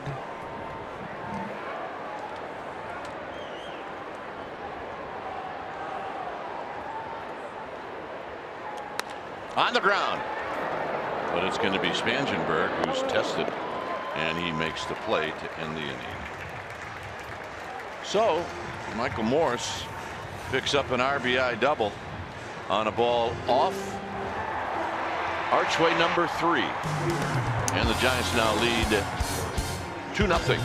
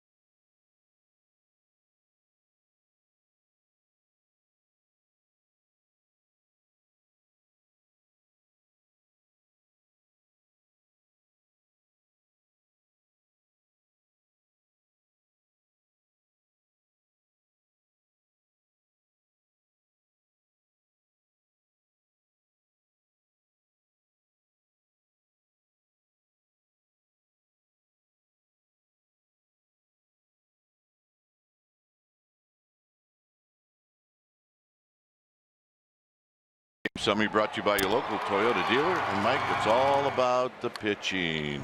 Well, a couple of left-handers going at each other, and Ty Block has maintained the upper hand. 6 solid innings, just 3 hits allowed. And Clayton Richard threw well, 5 1/3 with 6 hits allowed. But so far, it has been all Block. Renfroe takes a curveball for a strike. Renfroe has popped out to Hunter Pence twice.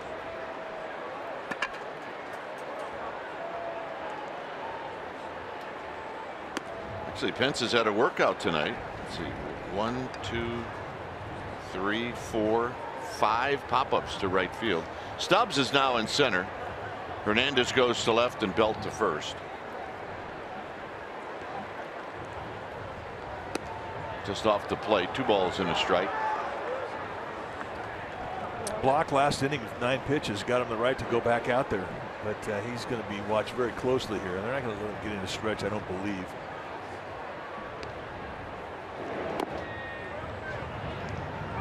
And you don't want to put yourself in the stretch by way of the walk. Yeah, with a 2-run lead, this should be a pretty good pitch for Renfroe to hit, I would think. Popped him up. When it comes down, who's it going to be?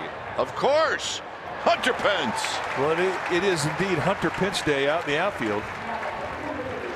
But if you're Joe Panik, the second baseman, and you're going out there on that play, I mean, there's a lot of sun, a lot of wind. Not an easy play for a center fielder going back. You want that outfielder to be calling you off. And that's exactly what Pence did. Pence with 7 putouts today. How about that from right field? There's a called strike.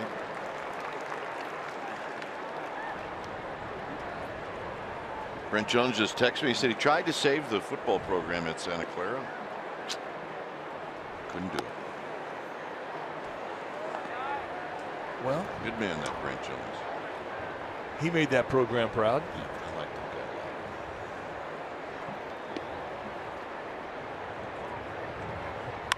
guy. Hit up the middle. Nunez is going to spin and throw, and he got him. Nice play. Now, no crow hop either when he's doing the 360. He got to his right foot and unloaded off it. I just think that he felt that Blasch was going to put a little more speed on the play. I mean, that's just great footwork. Every position has its own footwork. And on a 360, got to be creative. This is a great play. Here's Spangenberg. Bluffs the bunt, takes a strike.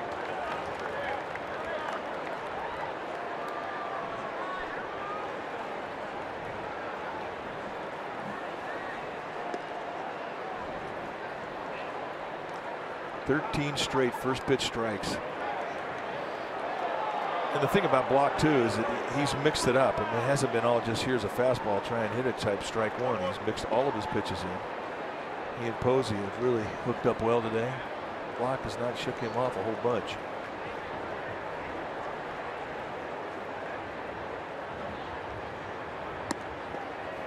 And that's a little high. 2 balls and 1 strike.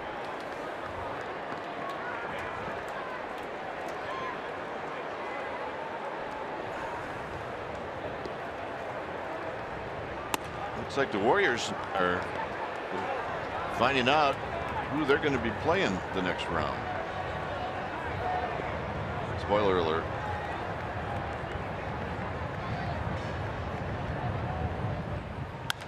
Up the middle. Right there is Nunez. And Ty Block. Walks off the mound, actually jogs off the mound. And it's 2-0 Giants.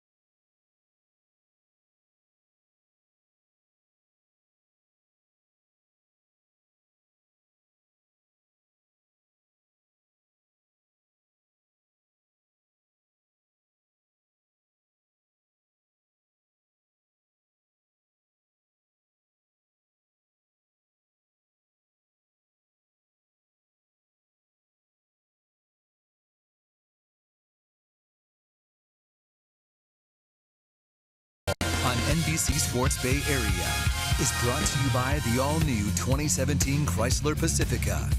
By AAA. Get a free Giants welcome mat. Restrictions apply. Go to AAA.com/Giants or to a AAA branch for details. By Southwest. Yes to low fares with nothing to hide. That's transparency. By State Farm. Combine auto and renters and see how much you can save. Talk to an agent today. By Heffernan Insurance Brokers. Insurance and financial services for you and your business. Visit hefins.com. It is 2-0 Giants. We're in the bottom half of the 7th inning, and right now it's time for the Unlimited Baseball Break, brought to you by T-Mobile. And tomorrow the Giants can open up a 3-game series against the Dodgers. And here's your matchup. Johnny Cueto on the hill against Clayton Kershaw. It ought to be a barn burner. You expect great pitching, and look at the whip. Walks and hits per innings pitched. Kershaw 0.79. That's as good as we've seen in a while. Johnny Cueto 1.4, which is pretty good. So it figures to be all about pitching. Join us if you would. And that's our unlimited baseball break, brought to you by T-Mobile. Yep, kid's ready to hit. Now they got to introduce him. And let him walk back to the dugout and get an applause. And I think that may be what Bruce Bochy does. Or just let him hit. He's had 2 good at-bats today. Here's Hernandez to lead things off.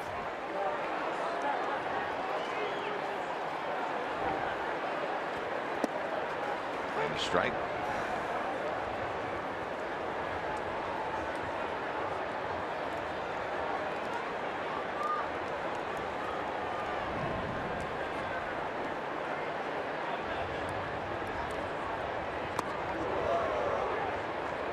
Hernandez has a nice at bat here. He might earn the right to face Kershaw tomorrow night. Why not, right? Why not? Got to hit off him while the Dodgers were here. Got a pinch hit off Clayton Kershaw. I'd say absolutely. Right now it's 1-2.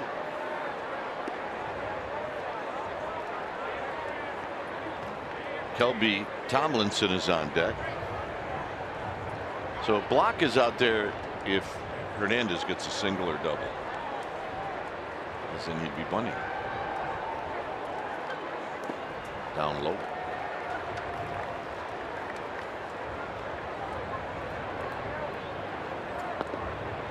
Derek Law finishing off his warm-up pitches. He will pitch the 8th inning. 7 strong 3-hit zeros up there on the board today from Ty Block.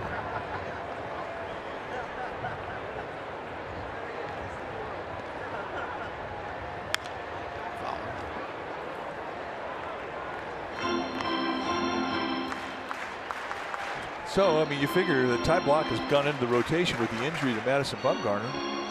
And that was a very Bumgarner-like appearance today. Especially after last night's game got a little ugly. Pitching and hitting. Pitching and hitting. Very Bumgarner-like. Nope, a bit high. 3-2.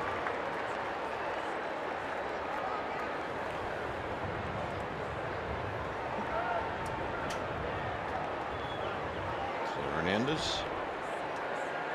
See if he gets something to hit here, or possibly draw a walk. Pops it up. Renfroe puts it away. And here's Tomlinson. So that officially ends the day for Ty Block. And he can enjoy this outing here and start thinking about his next outing, which will be in Cincinnati.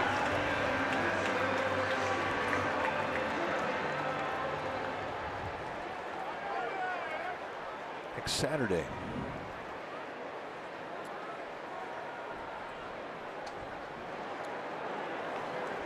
Tomlinson takes a strike, so he'll have a nice, as you like to say, all expense paid trip to New York. Los Angeles. And hit Los Angeles. All expense paid vacation. It's a good curveball. 0-2. Nobody's really taking swings against Brad Hand's curveball. I mean, it's so big and it starts outside. I think everybody sees that pitch out of his hand. They think it's going to be a ball.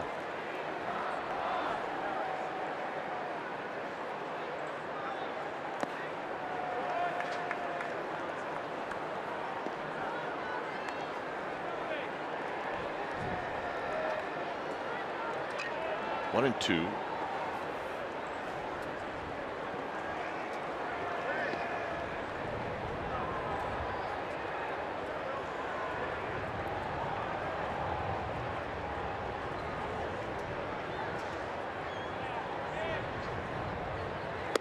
Got him. Again, curveball and a good one. Count leverage, 1-2, drop that thing at a guy's back foot. As big and as hard snapping as that curveball is, this is a rough assignment. Perfect pitch. Here's Nunez.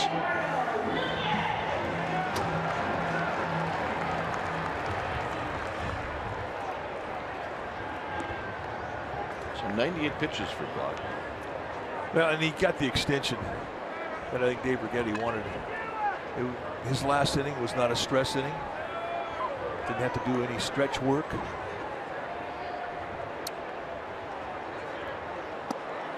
Plus, in stretching out Block to get close to 100 pitches now, he's going to have an extra day's rest between his next start. So I think in the mind of Dave Righetti, it worked out perfectly today.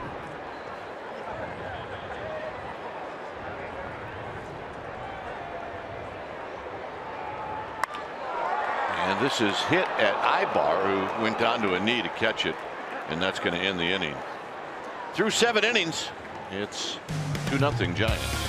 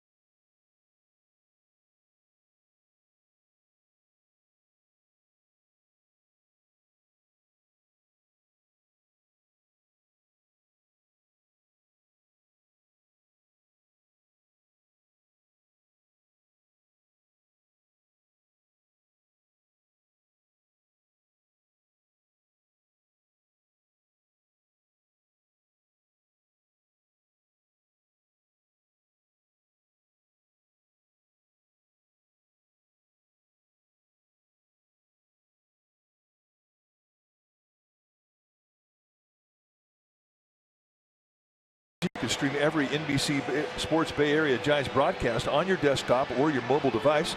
Giants games streamed on the go on the NBC Sports app.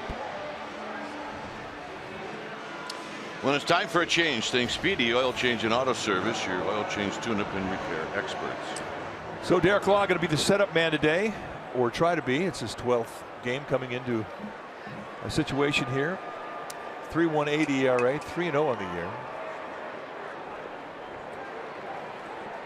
Here's Law to face Margot. And a swing and a miss. Straight down break on that breaking ball. And that is really because of the high three-quarter release that he has. He was right over the top.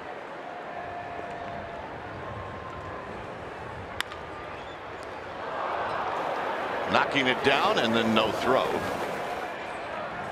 Let's check in with Amy G. All right, guys. Well, you are well aware Michael Morris, he follows the beat of his own drum. And we have an example. We're going to show you some video from yesterday where he decided to have a conversation, not exactly with himself, but with the bats. I asked him today, what did you say? And he said, well, I told this bat to give us some hits, and I told that bat to wake up, and I told that bat, start doing your job.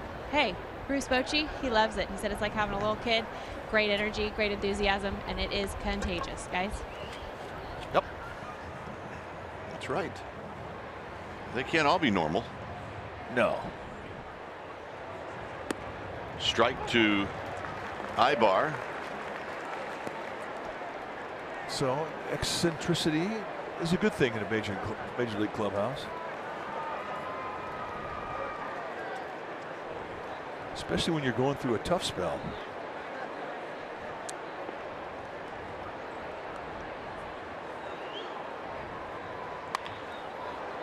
that's foul. That's and in 92 in on the hands of Ibar, and he just hooked it.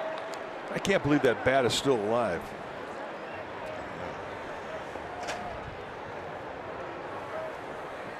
I mean, you talk about getting a guy's kitchen. That was a thing of beauty.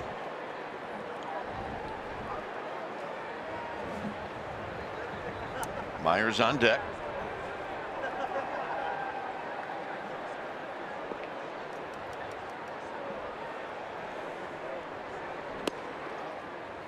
One and two.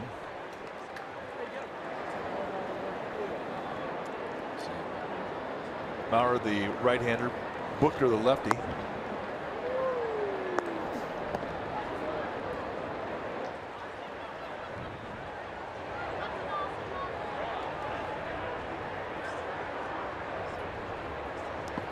Got him.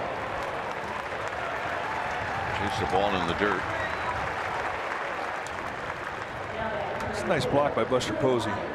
That straight down curveball can sometimes come up there and bounce high on you.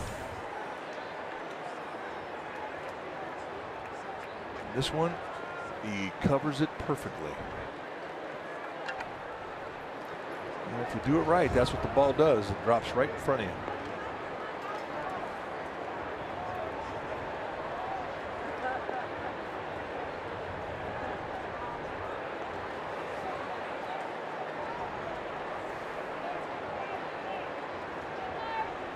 And the first curveball is up and in. 1 ball and no strikes. You don't want to hang anything middle in here. Not to Will Myers.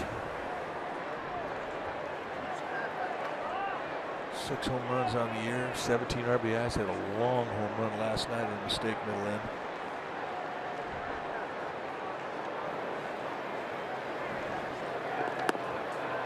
And a good breaking ball. 1 ball and 1 strike. He's throwing a lot of them today. He really hasn't been going to the fastball at all.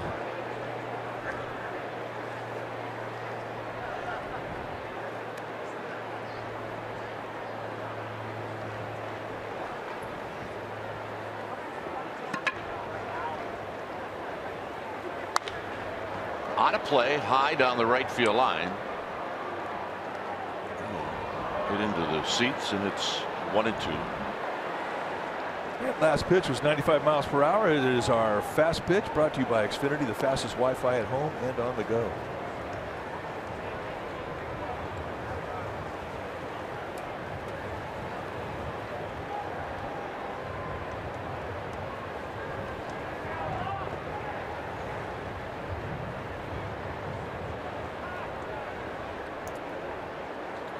Myers steps out.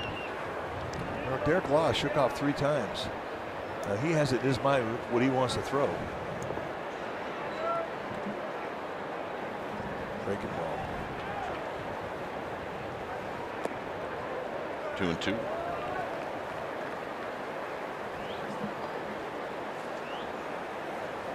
Catcher's going to suggest. He's going to have an idea how he wants to work a hitter. But a pitcher, he's got the final veto power.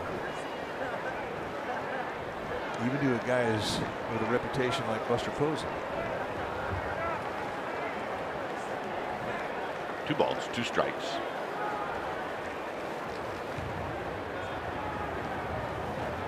And a quick toss to first. Margot singled off the glove of Arroyo to open up this inning. His value isn't so much being at second, his value is just being on base.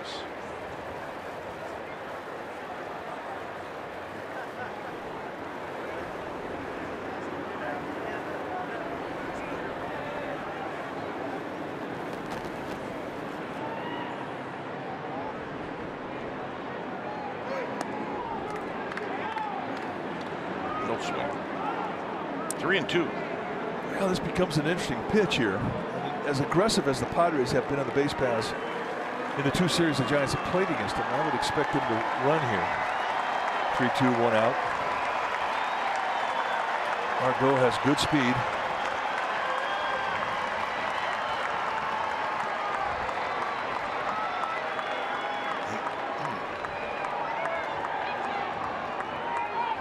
Got him. And Margot does not go, and it's a good thing if you're a Padres fan.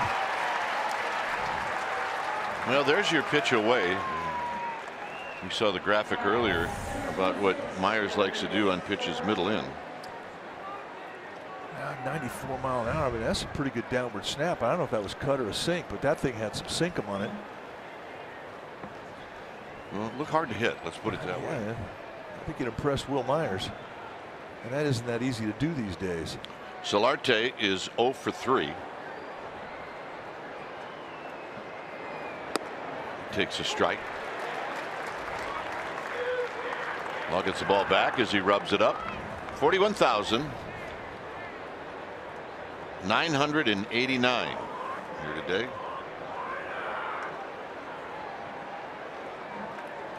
So when was the 500th sellout? It was on this homestand. I think it was on Thursday. There's a base hit into center field. Margot is going to head to third. The other hitter will be Hedges. Well, and Hedges has been one of their best RBI guys this year. He doesn't look that great on his batting average, hitting .211, but he's got 16 ribeyes, so he's very confident in these situations.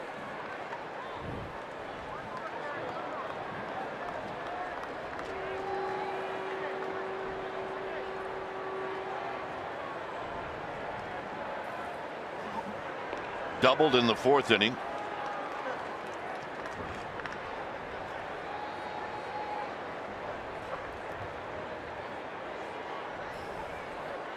Curveball for a strike, and it's 0-1. Okert getting loose. Everyday Okert.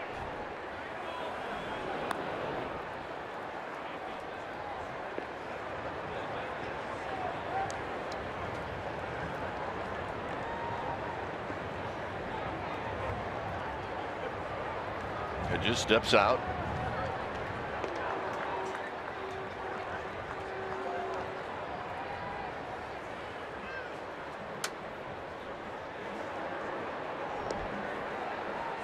Now they're breaking ball.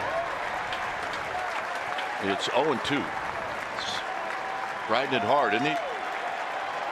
Well, you're right. I mean, he is. I think it's pretty clear that he's got a nice confidence in that breaking ball.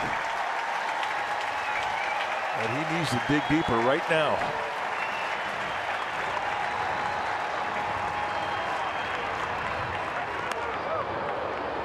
So he comes up with a high fastball, 1-2.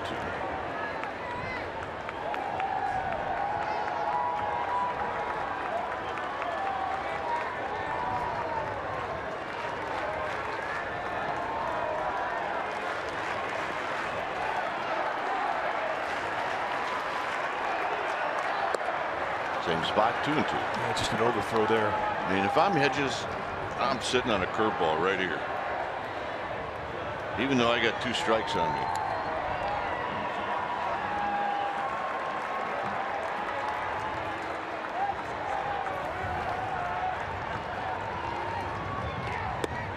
That'll end the inning.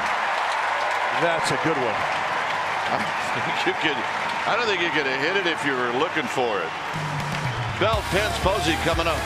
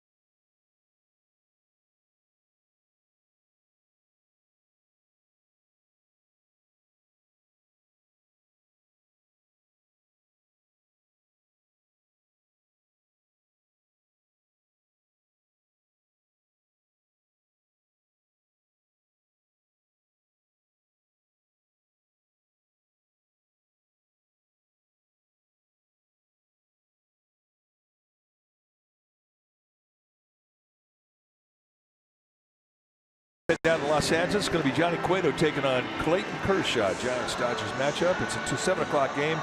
And there's an hour-long pregame live starting at 6 p.m. You'll see it right here on NBC Sports Bay Area. And this season, Giants games are available to stream live on the NBC Sports app.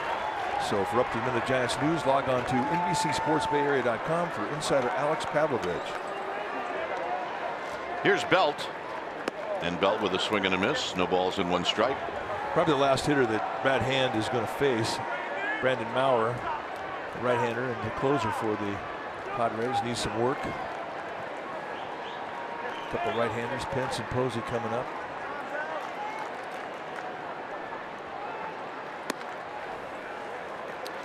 Belt this afternoon is 0 for 3 with 2 strikeouts. The usual at least 1 walk in a game for Belt. It hasn't happened yet.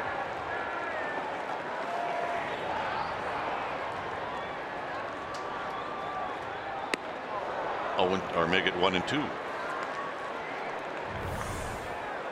Let's take a look at that breaking ball that ended it for the Padres, and the slider that Law throws, and the point you make is you can't hit that even if you're looking for it. Is a good one. You can't.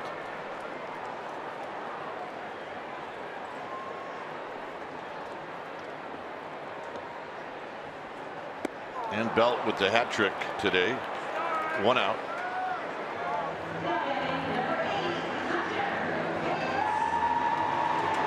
Second strikeout for Hand, and here's Andy Green. So Lanson getting loose.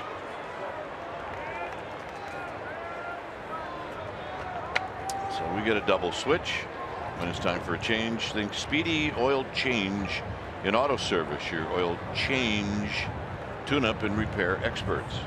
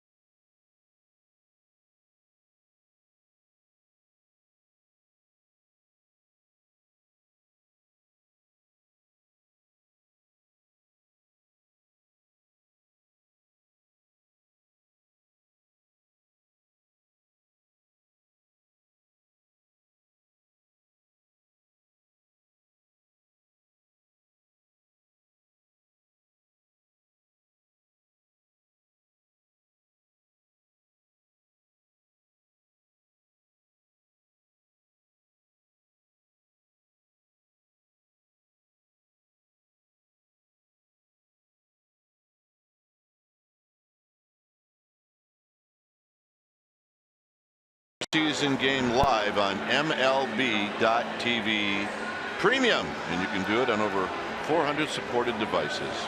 Blackout and other restrictions apply. Visit MLB.TV for details. The pitcher now for the Padres will be Brandon Maurer. Take a look at the numbers: 12 strikeouts against 1 walk in 8 2/3. He is a quality arm. He's got 4 saves for him.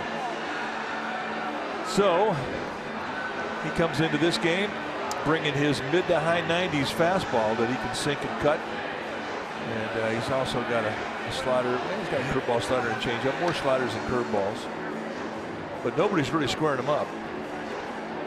Lefties have a poorer batting average than the right-handers do against Maurer. Here's Hunter Pence. Hunter today 0 for 2 with a walk, and he fouls this one out of play.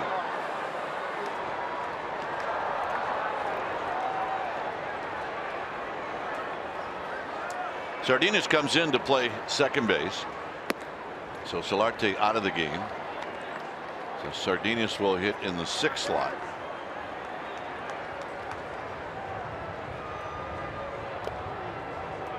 2 balls and 1 strike. So it'll be the Warriors in Utah. And that series starts tomorrow night, Tuesday. Look, Wednesday, Thursday. Well, it does start Tuesday, but that's in 2 days. Yep, and that's where it'll start. Pence drives it out into right center field, but it's pretty deep out there, and Renfroe's going to put it away. You know, we always look at our schedule when the Warriors play to see, are we going to get a chance to watch them play in the comfort of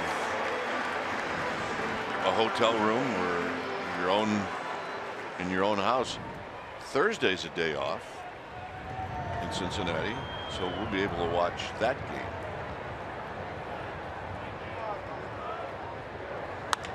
Hit into right field, a base hit. 2-hit day for Buster Posey. Hits like that is how he led the league in hitting in, what year would that have been? 2012. Well, you're right. I mean, he takes that pitch. This is a 95-mile-an-hour fastball that's off the plate about 4 inches with some fuzz on it, and he just, you know, the lower body just kind of plants it there, and not a lot of lower strength in the swing, but it just goes the opposite way. We've seen him do that so many times over the years, and you're right. That won him a batting crown, being able to do that very thing. Here's Stubbs. Stubbs gets underneath this one and lifts it out into center field. And Margot now will backpedal and make the catch. So no runs, a hit, 1 left. We'll go to the 9th. Mark Melanson will come in. It's 2-0 Giants.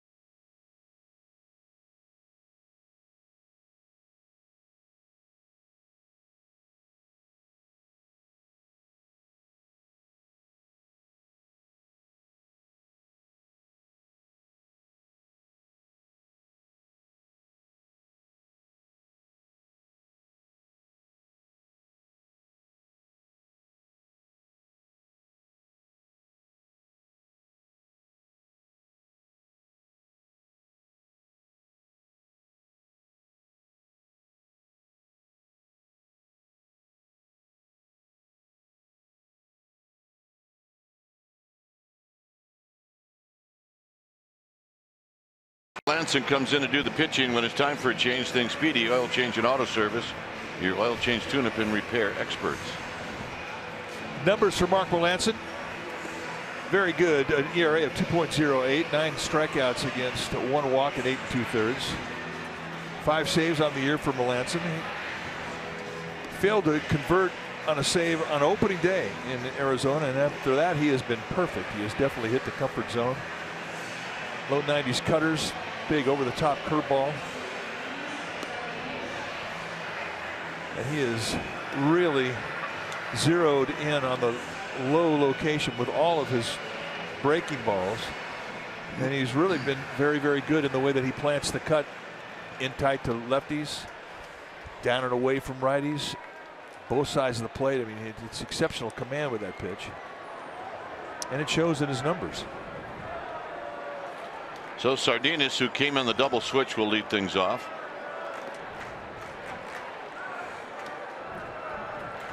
Then Renfroe.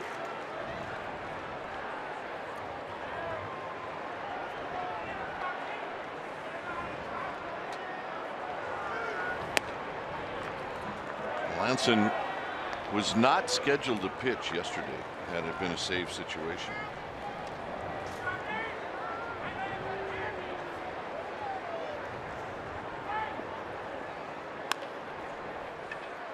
Right off the bat, it's going to be a tough play. And Sardinas is aboard. So that'll be an error on Nunez. No, you're right. They had him shaded over toward the middle, and he's coming over and rounds it up and just hits it off the heel of his glove. So with the speed of Sardinas, you're not going to get another chance, even though it sort of caroms off his right knee over to Christian Arroyo. And the Padres get the leadoff hitter on. Here's Renfroe. Renfroe's popped out to Hunter Pence 3 times.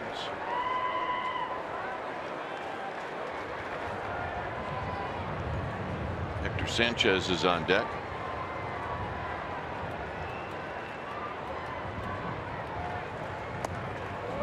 First pitch is in tight.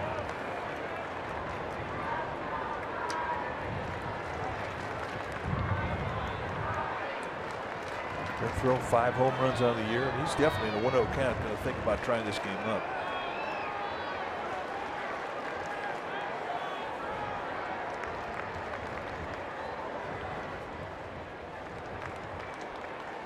Swing. Ain't gonna miss.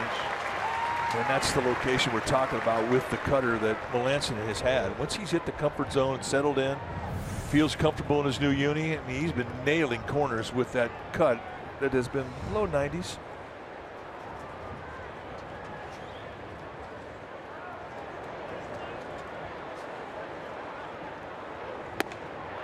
And he gets the call. Well, Renfroe swings at that pitch 1-0, and he goes, you know what, I just helped him out. Comes right back, same location, he gets called a strike. So guess what he's thinking? I'm in trouble. Melanson could just keep going wide. He's got to cover it. Got him. Or you could drop a hammer on him. That's just as good. That is the yellow hammer curveball. And that is illegal in 6 states. Knuckle curveball. See ya.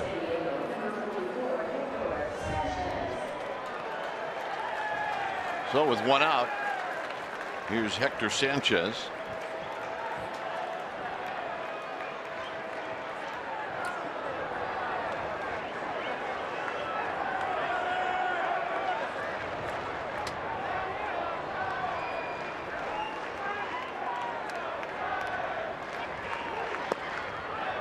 And a little bit low. Sanchez has a little loop in his swing. I mean, he's a guy that likes the low part of the strike zone. Down and in. Down and in. That's his happy zone.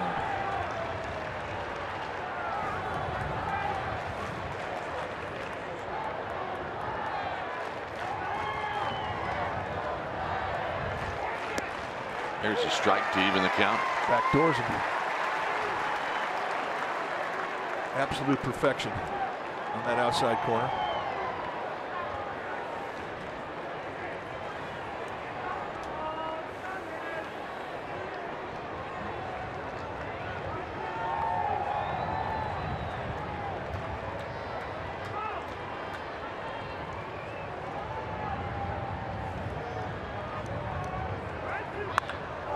High drive to right. And gone. And tied. So Hector Sanchez, where was that pitch? Down and in. And the month of April still has its hold on the Giants. They want that to be flat at the hands. It drops right into Hector Sanchez happy zone, and he knew it when he hit it.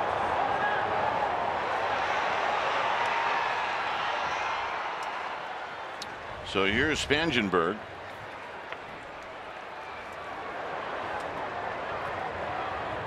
So Melanson's going to have to shake it off. It's the hardest thing to do as a closer. You fail to convert, you got to get the next guy out.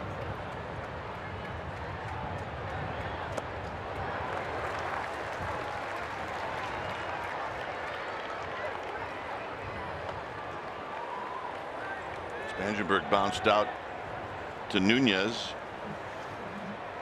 in the 7th inning.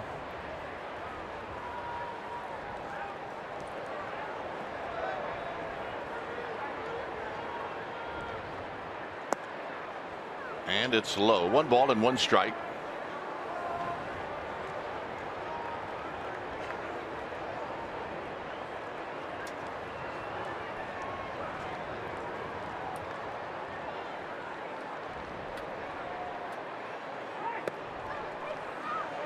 And this crowd is stunned.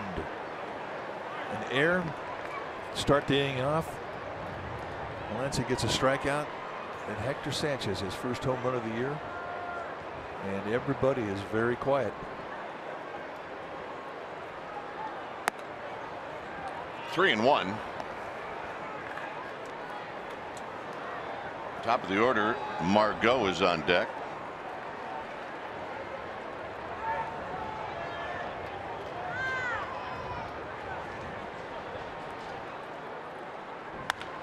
And this is a base hit up the middle.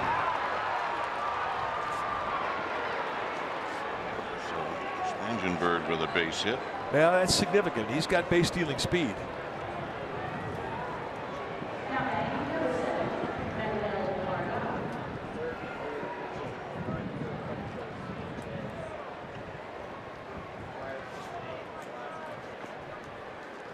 So George Cantos heads down to the Giants bullpen.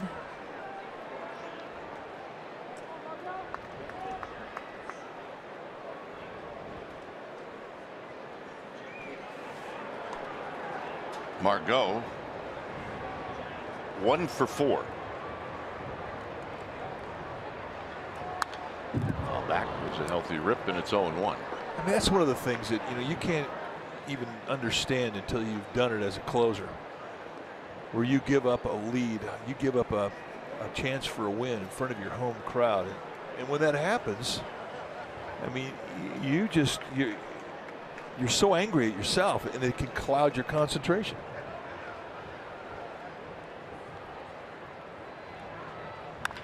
On the ground, and a double play. So Giants offense now has to pick up Mark Melancon. It's 2-2.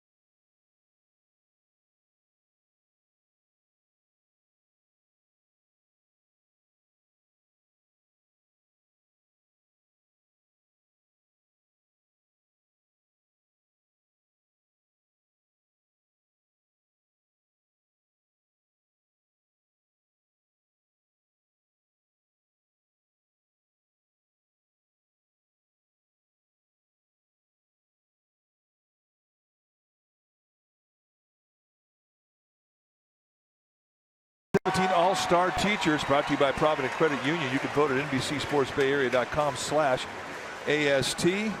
Visit NBCSportsBayArea.com and please vote. The winner receives $20,000 for his or her school.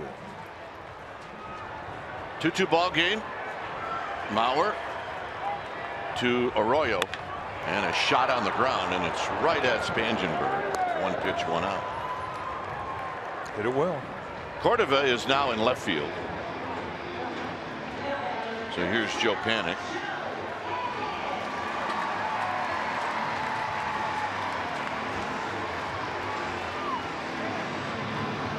Hunter Strickland starts to stretch it out.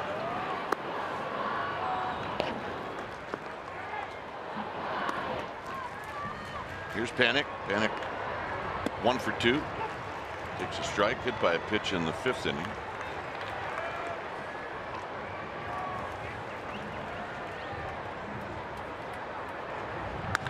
Down the right field line, and it's foul. Oh. Just a bit foul. April. Yeah, it's the month of April. It has not been the friend of the Giants at all. And how foul was it? Yeah, 3 or 4 feet.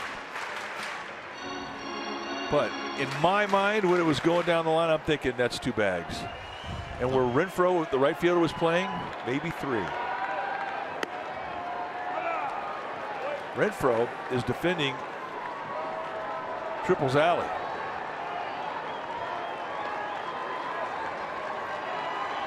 Lots of room on the right side of the field. Ball back. That was a hanger. Panic on it.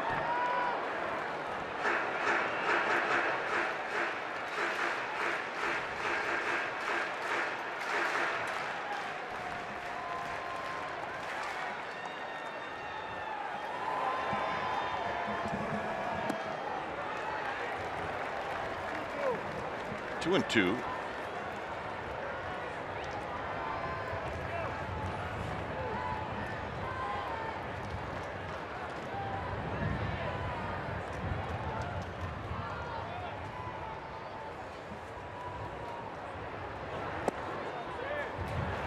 Trying to wrap around that outside corner with a breaking ball. Had a shot at 2-2 count. I guess it's now 2 and 2.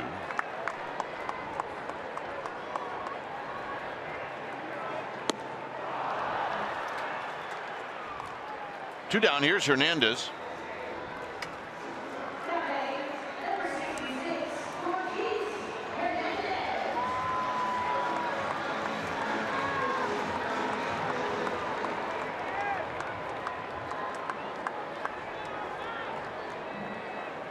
Hernandez 1 for 3.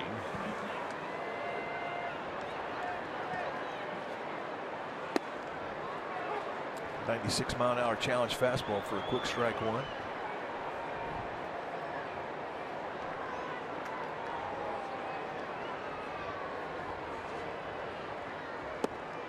And the next pitch is down low. Connor Gillespie's on deck.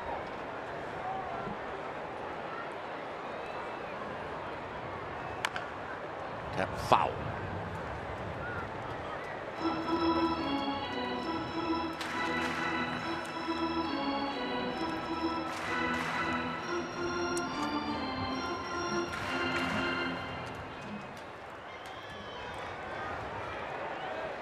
So Mahler going after Gorkis Hernandez. And there's a shattered bat. Well,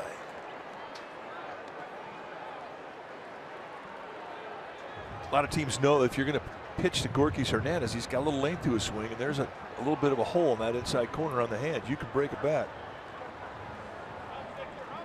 Kind of reminds you a little bit of Benito Santiago. A little bit. We saw Benito Santiago break 3 bats in 1 at bat one time. That was awesome.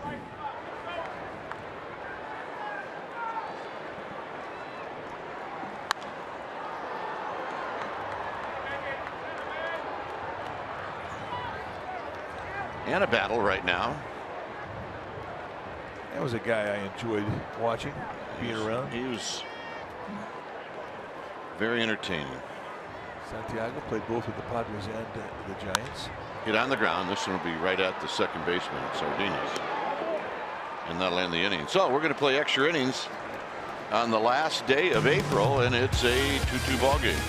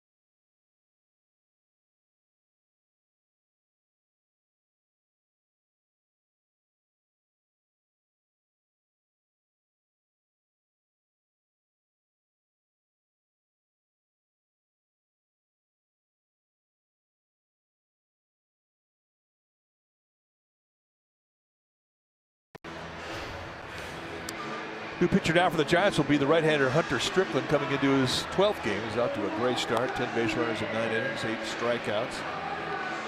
And with Strickland, you're going to see mid to high 90s on the velocity, a good hard slider, which has really tightened up this year.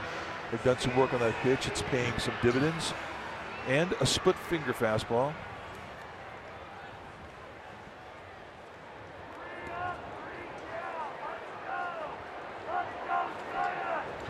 And he'll be going after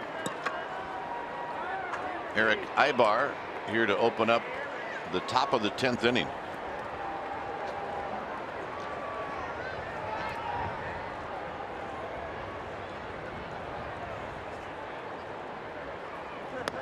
And a first pitch strike.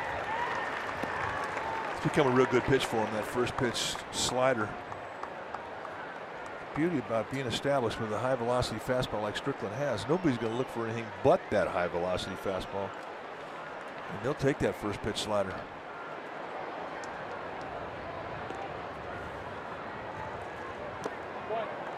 Comes back with the ball, 1 ball and 1 strike here in the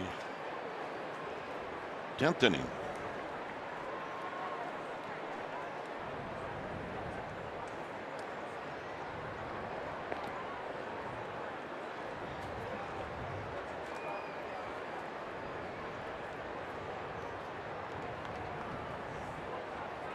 Strickland to the plate. Swing. Ain't gonna miss, 1 and 2. Fastball just exploded away from Eric Ibar.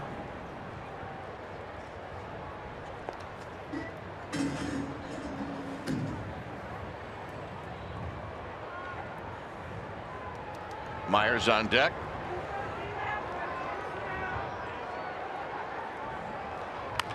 And he pokes at this one to stay alive.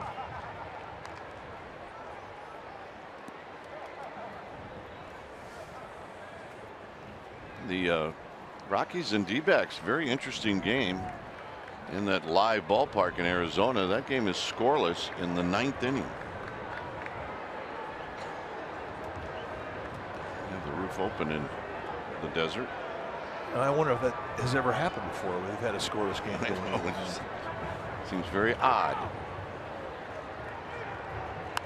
Foul back again. I mean, probably with Schilling and Johnson in that era. Quite opposite of the Nationals beating the Mets 23-5, or Miami beating Pittsburgh 10-3.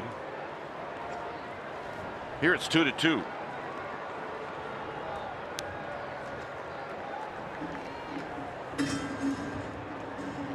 Cleveland went big today. They had 12 runs against Seattle at home, beating 12-4. Just a bit low with the 96-mile-an-hour fastball.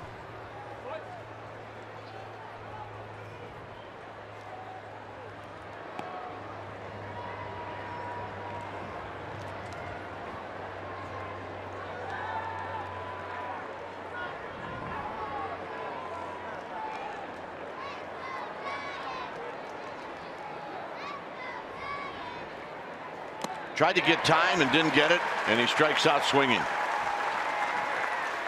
Ibar taking a long look and dropping some stank eye on Marty Foster, the plate umpire. I mean, you can ask for it, but you're not always going to get it. It was just too late, and it winds up sending him packing. Second time he struck out today.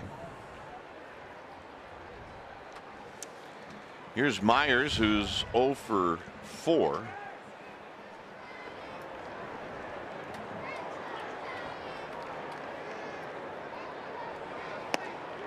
No balls and 1 strike.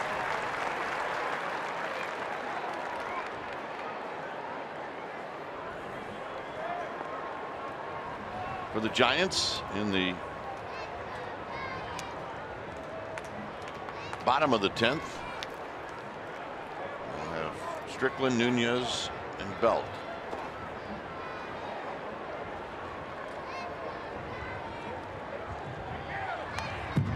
Ooh. Watch out, middle in, it's 0-2. That is the happy zone for Will Myers. We saw him take a Neil Ramirez, 95-mile-an-hour fastball out and hit it deep into the bleachers last night. Not this far away from this location. And that had 98 on it, and he just missed it.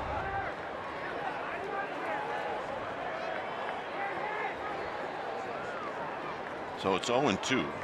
Strickland can play around a little bit.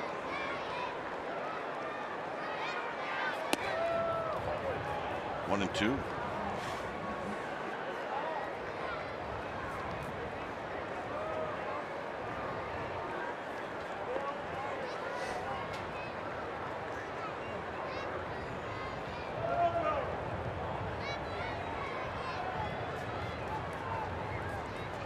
Strickland looks in, gets a sign from Buster Posey. Got him. Perfection at 97.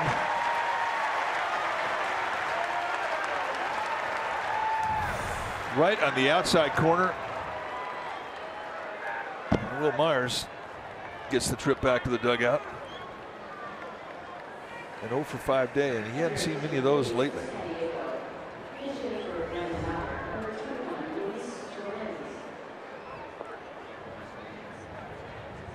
Torrens is going to pinch hit.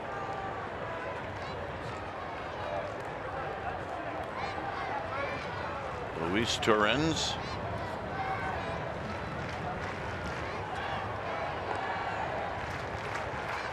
Well, that's the last extra man for Andy Green, the skipper of the Padres. He's 1 for 11.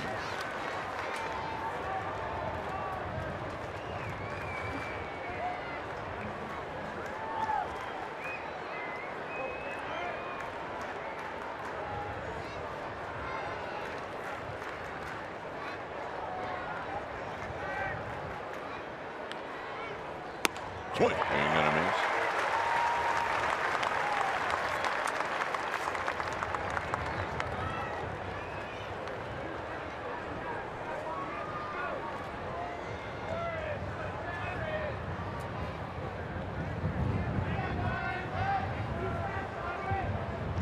Pitch number 14 for Strickland, and it's a beauty, and it's 1-2.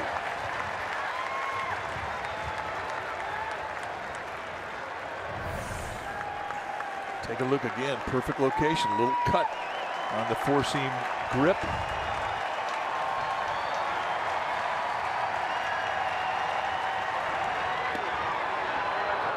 It's a great 0-2 pitch. Wow. A great 1-2 pitch. You had the advantage in the count. I mean, you've got to have some guts to take that pitch in a 2-strike count.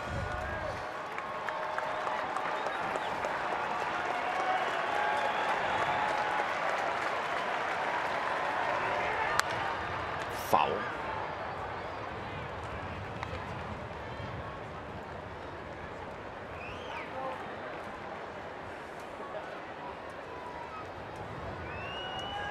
Dodgers are leading the Phillies 5-1. That game is in the 8th inning. Here it's a 2-2 ball game. We're in the 10th.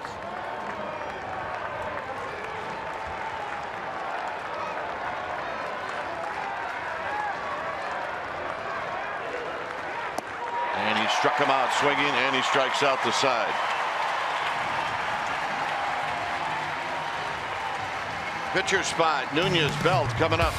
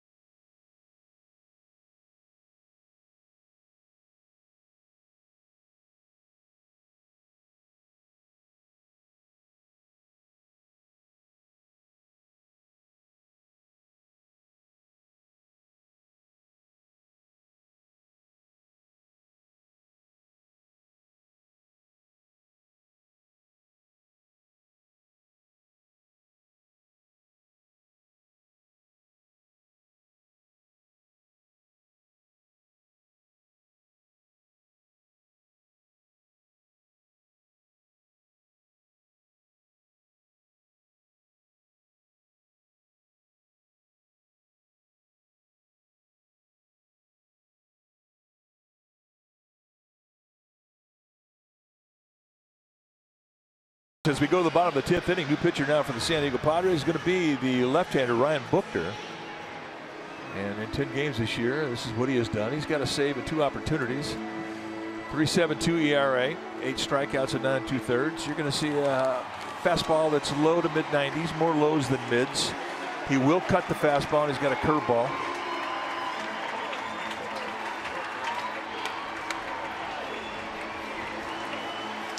Nick Hundley will hit to face Buchter. Hundley has faced him 4 times. He's 0 for 4.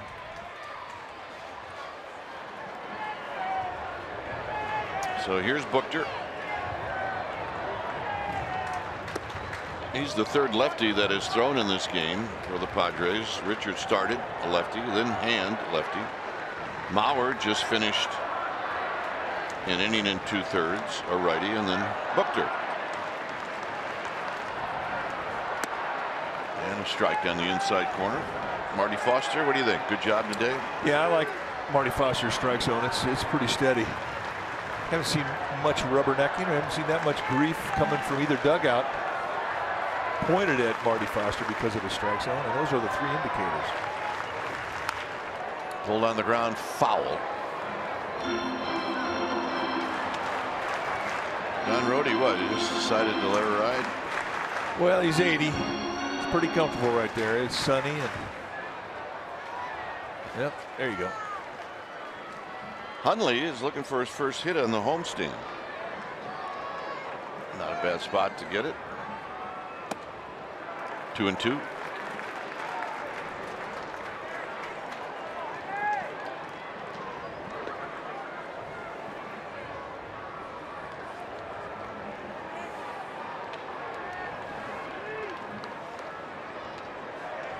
Padres bunch the outfield. They give the lines. Big gap on the left field side. Hundley could pull it. And he pops this one out into right center field. Margot puts it away. 1 out. Hit right into the defense.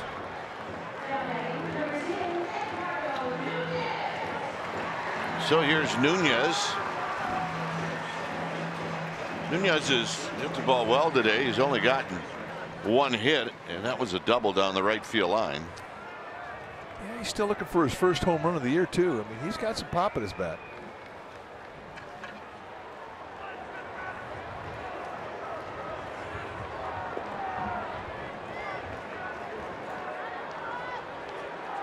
Curveball for a strike. Nunez last year in the home run category had 16, 12 with the Twins, 4 with the Giants.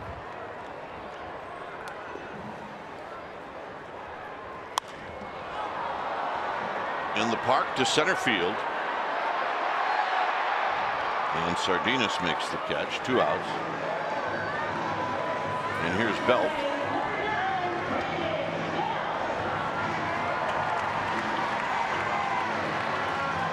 Belt does have a home run against Buchter. Remember, he had a long one to center field in San Diego at the start of the season. Well, let's take a look at it. Fastball out over the middle of the plate.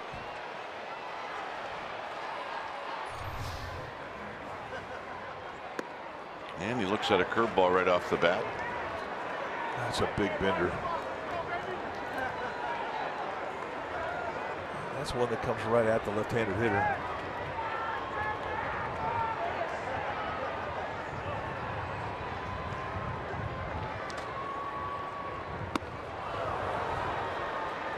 And then 94 is him right through the center of the strike zone. Overshift is on for Belt. The pitch was not that far away from the home run he hit off him in San Diego. That's true.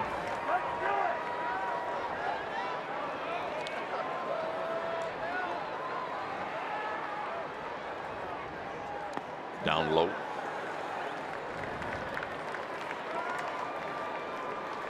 Giants trying to get out of April with a little momentum going into the May 3-game series against the Dodgers. Trying to win a series, and they haven't done that since early April. Series against the D-backs here. and Belt out swinging, and that would be for the 4th time. Hey, we're going to head to the 11th. It's 2-2.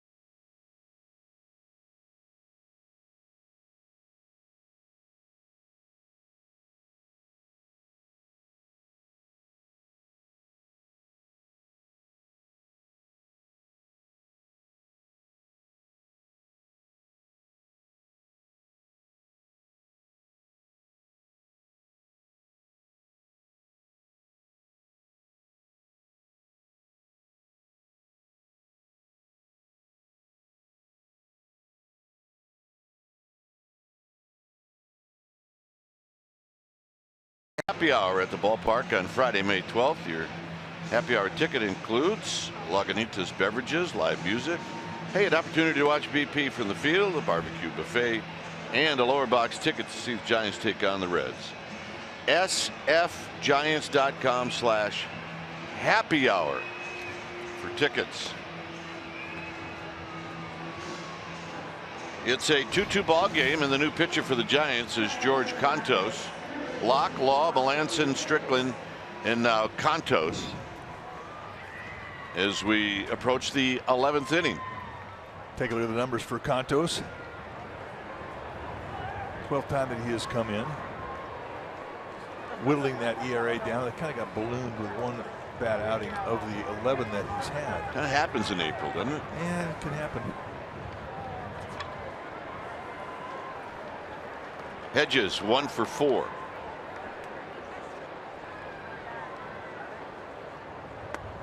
Hedges goes around, and it's no balls and 1 strike. We've said this many times in extra innings. As an offense, you have to be careful that this doesn't become home run derby. That's why the first guy you face in an extra inning, that's a big out to get. Popped up to the right side. Panic shading his eyes, and he'll make the catch.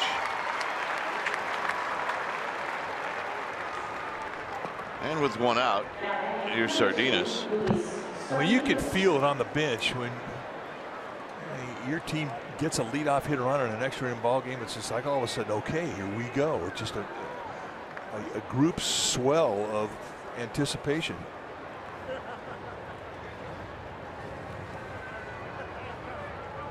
Sardinas has had 1 at bat. He reached on an error by Nunez.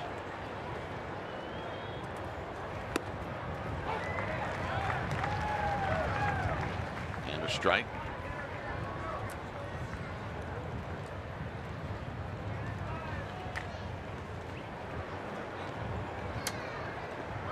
Way outside.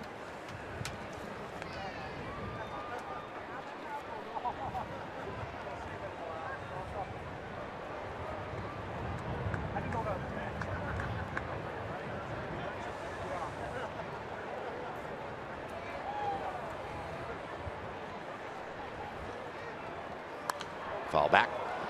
Padres really have a bit of a slight advantage in that this is an extra inning ball game because they can extend out their guys. They have an off day tomorrow. They leave here and fly back to San Diego tonight. They have Monday off and they start a homestand. So if you're Andy Green, I mean, you could extend your setup guy, Buchter, your closer, Maurer.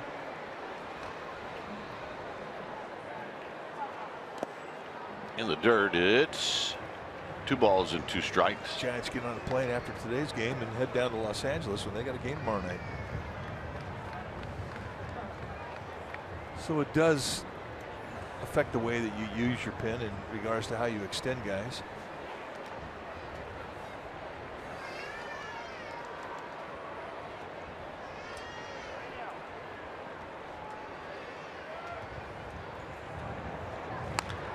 Rolls this one on the ground to Belt. 2 outs here in the 11th. And now it'll be Renfroe that's going to hit.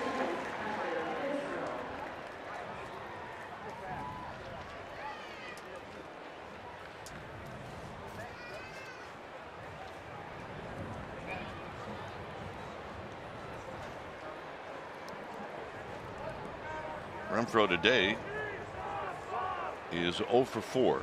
3 pop-ups to Pence and strikeout in the 9th.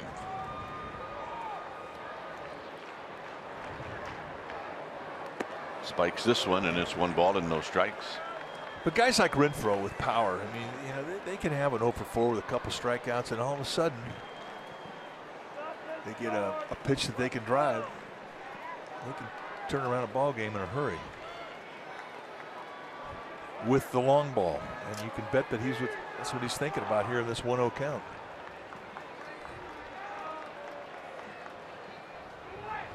Swing and a miss. 1 ball and 1 strike. Tough to get that slider. That was a good one.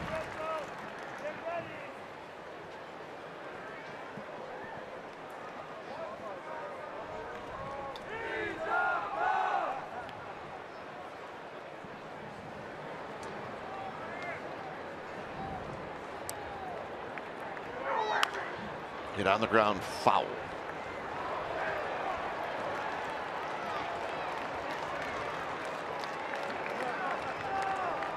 One and 2.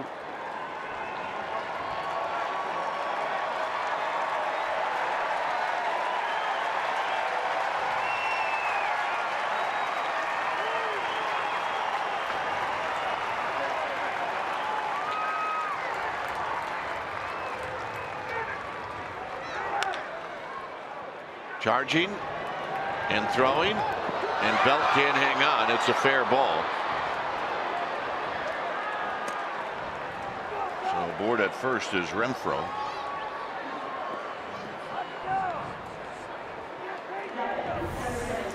Going to be the 3rd error that the Giants defense has committed today. This one right down the line.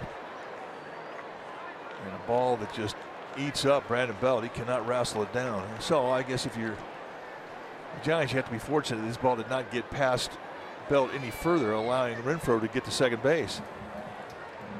I don't know if that ball was fair. How is that a fair ball? Mike Malinsky, the third base umpire, making that call.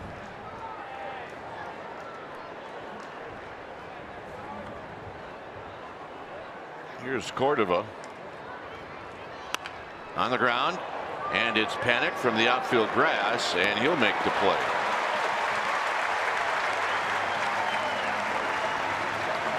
Pence, Posey, Stubbs, Arroyo coming up.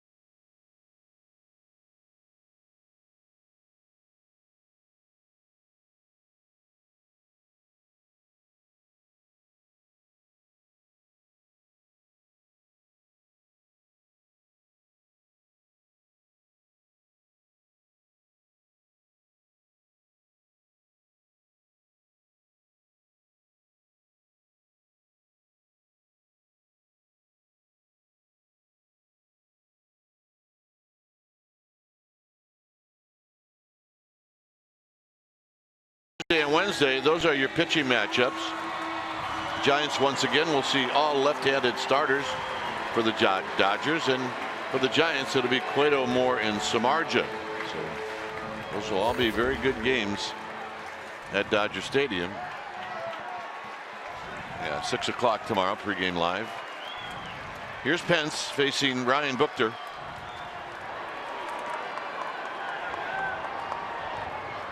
And Pence takes inside for a ball. Hunter Pence 0 for 3, drew a walk in the 6th and scored.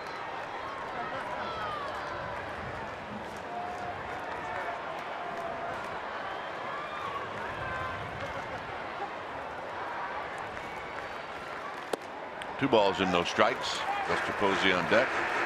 Yeah, here's another one of those counts you're talking about where you cheat, where you get greedy.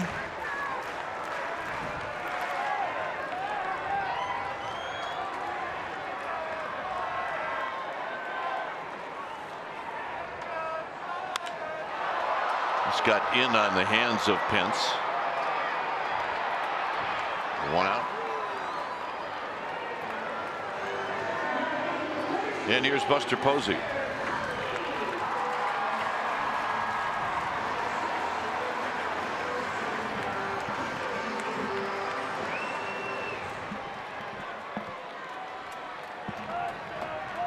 Buster Posey's got a couple of hits.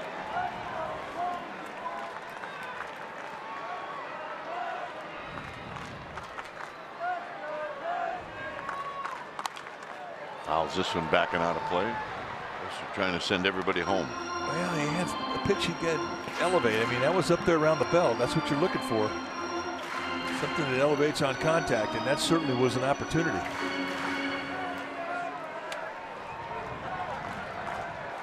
Posey with just 1 home run and 3 RBIs so far this year. And that's hooked foul.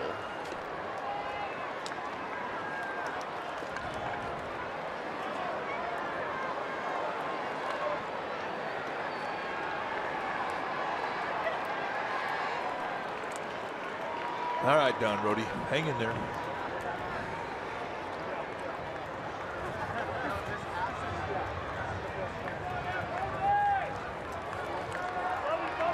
Don Rody's usually pretty good luck. He's a slump buster. Yeah, you're right.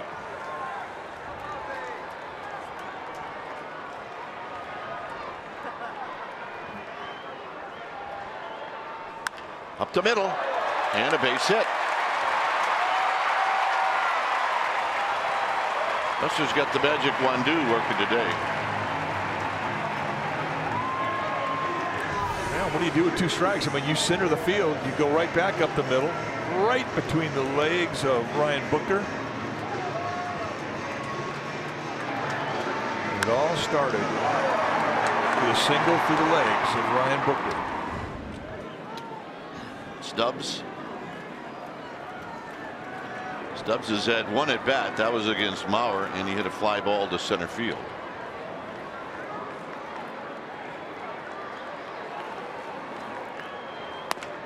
Outside. 1 ball and no strikes. It's a good point you made about an off day tomorrow for the Padres. Nobody up in the Padre bullpen.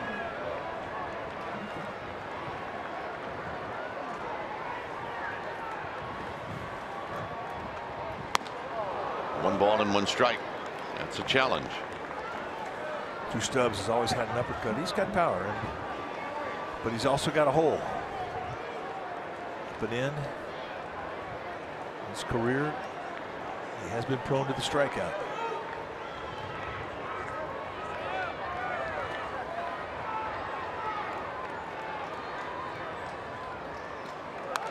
Foul back. See, that one was a little lower.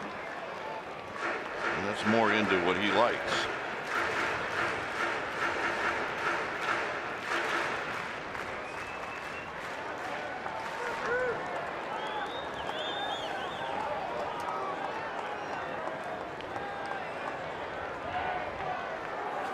One ball and 2 strikes.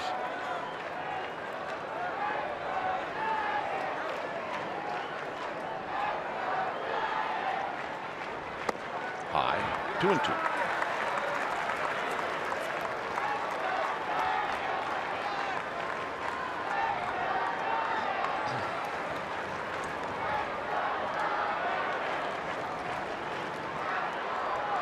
4 career walk-off home runs. Trying to get into one here, 2-2.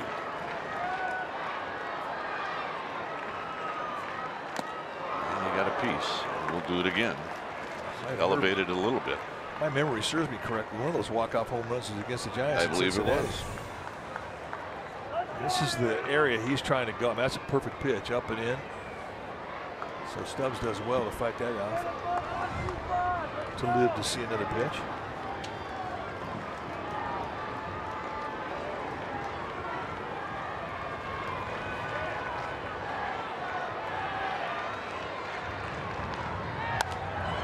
And this pop-up is out of play. Yeah, this was the walk-off, Mike, you're talking about. Bobby Howry got that pitch up. And that was not only a walk-off, it was his first career home run.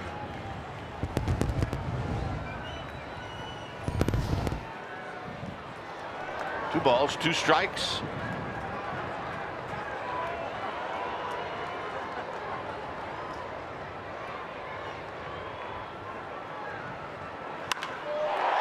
High and deep, but this is going to be foul.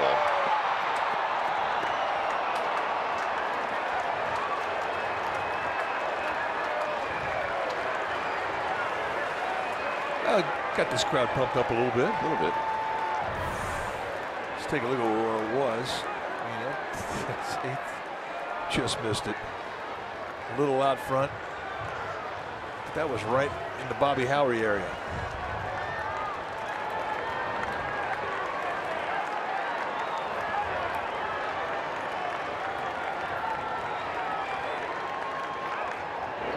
Posey being chased back.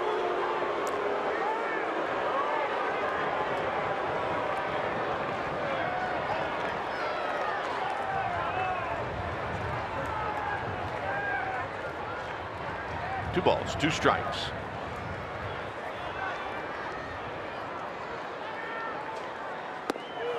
Got him.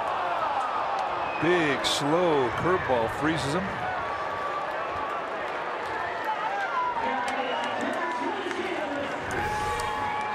Take a look at it. That's one you just give up on because it's so wide. And you hate to see that surprise breaking ball in a 2-strike count. It just cost Stubbs an at-bat. Here's Arroyo.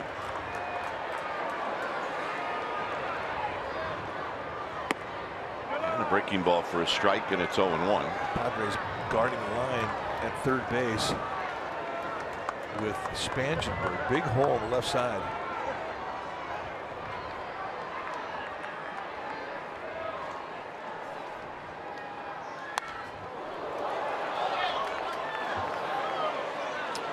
Good healthy rip at a high fastball. It's 0-2.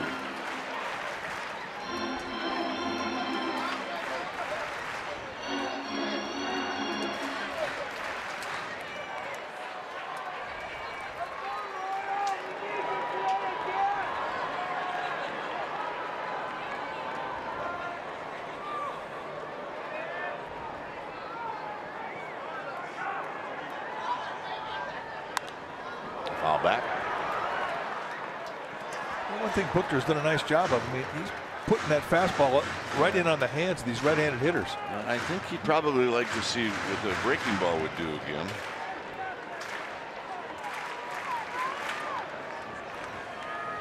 But he has shown it to Arroyo once, and that is education. Can't surprise him with it.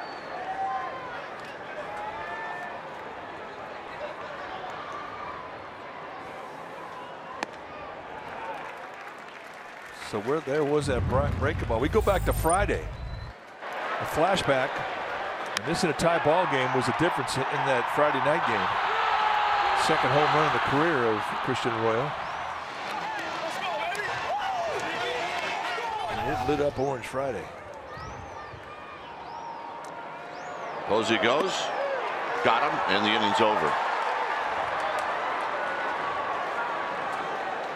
We will head to the 12th. It's 2-2.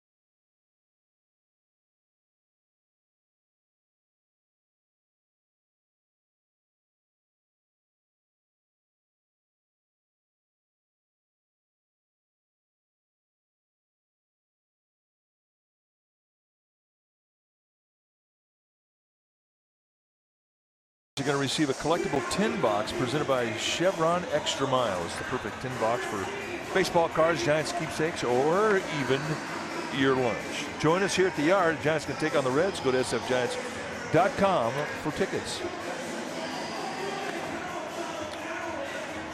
So here we are in the 12th inning. It's a 2-2 game.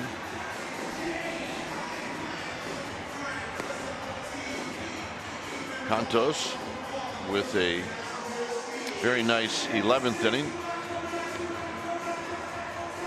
We'll open up things with Spangenberg, and then the top of the order.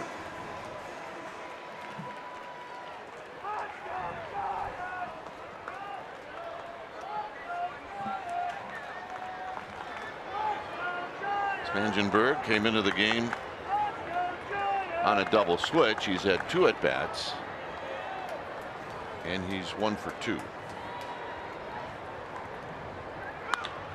is driven to right and a base hit. So Spangenberg is aboard. Nice spot in the lineup for the Padres today has been productive. That's a 4 for 5 day for the 9th hitter. 2 of them on base hits from Clayton Richards.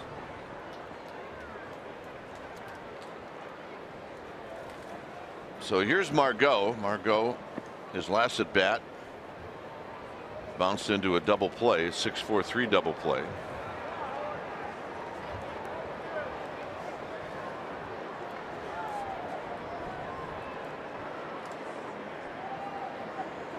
And a quick toss. Spangenberg can run, so you got to keep him close. Giants going to defend against the bunt. Royal even with a bag at third. Looking for a mistake from your bunter. Runner goes, and it's a hit and run, and it's driven into center field. So Spangenberg will have to go back. I mean, ideally, look, if it is indeed a hit and run, you want to hit the ball on the ground. It could have been that just Spangenberg was running, and Margot had the option to swing or not. Well, Margot's aggressive. He's never been a strike he doesn't like, and he had a pretty good pitch to hit.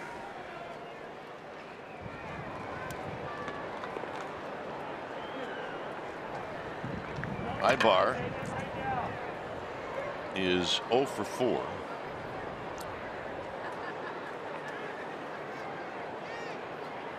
And he slips this one into center field, and it's going to fall.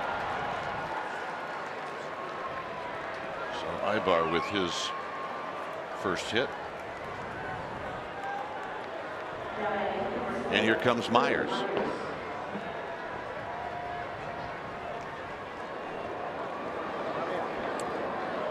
So Jose Torres starting to get heated up. Early on in April, Giants are seeing a lot of left-handers. They came into this game as a team hitting .217 against lefties. We're going to see 3 more when they get to Los Angeles, starting with Kershaw tomorrow. And that is a trend that is going to, I'm sure, keep on trending. Myers 0 for 5. Contos lifetime 1 for 3.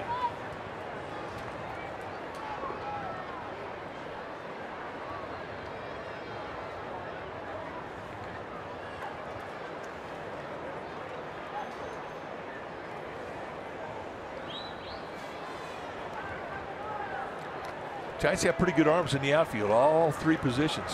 Hernandez in left, Stubbs in center, Pence in right. See who's on deck. Jolice Chacin. Pitcher. There are no more extra men on the Padres bench. It's Chacin. I mean, that's why extra inning games can get weird. And if you're a good hitting starting pitcher, hey, keep your spikes on.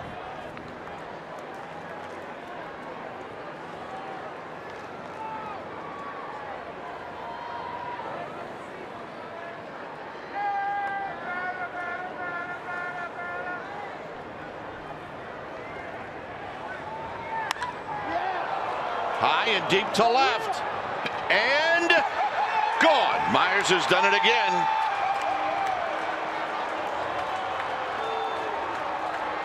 Well, the Giants had held him in 5 at-bats and did not here in the 12th.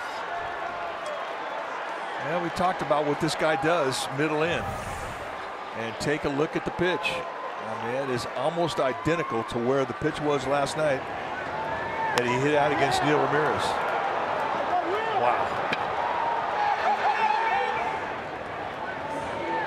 And a look from the splash cam. Yep.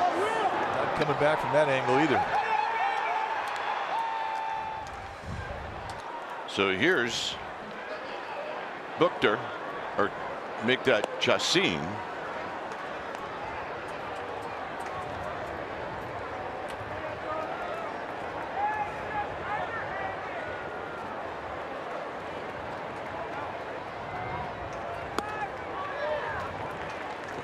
So 1 ball and 1 strike.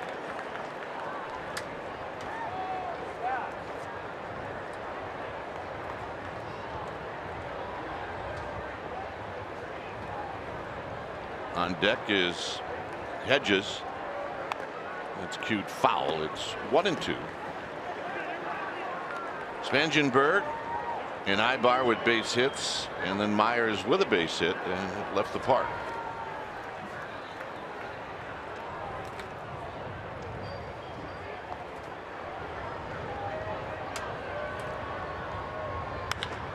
Hit to left. Hernandez back. And he reaches up and he makes the catch. That's a heck of a play, and he's feeling that as he slammed into the wall.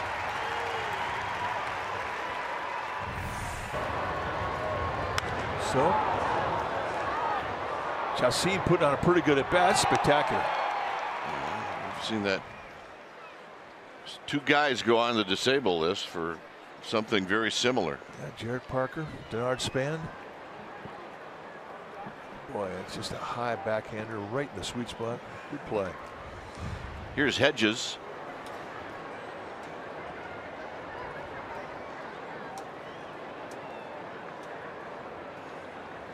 Hedges with a swing and a miss, and it's 0-1.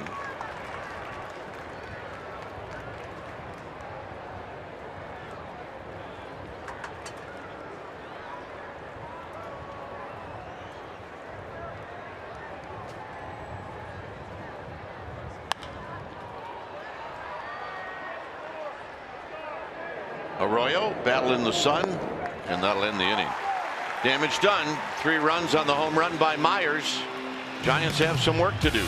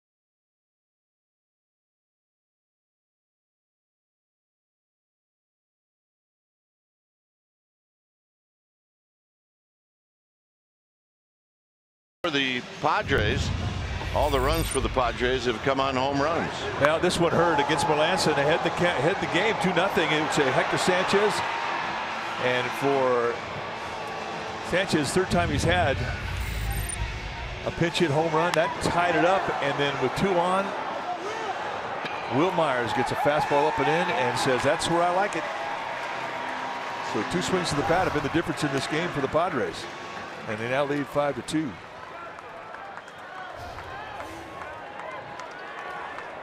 So Jose Torres is on to try to get the final 3 outs. Hard thrower, 18 strikeouts in 12 innings. I mean, he's got good stuff, and all that against just 1 walk.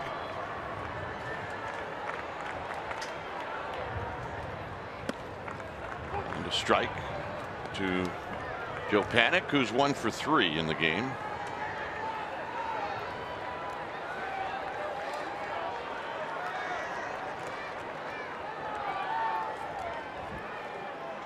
Panik shoots one right back to Torres, who grabs it, 1 out.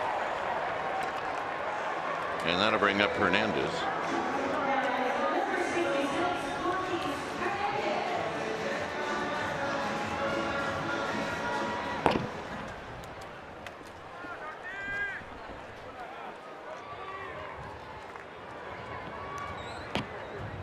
One for 4 for Gorkis Hernandez.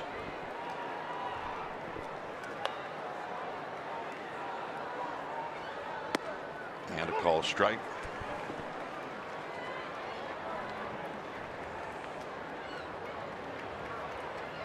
Guys need to get a couple of base runners on and then take their chances. Make it interesting.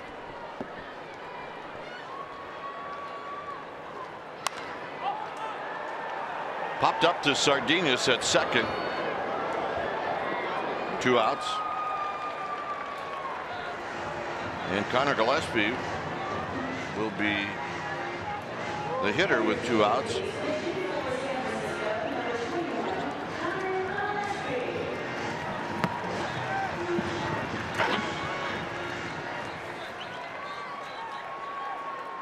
Connor Gillespie swinging the bat pretty good, although that number there doesn't look very good.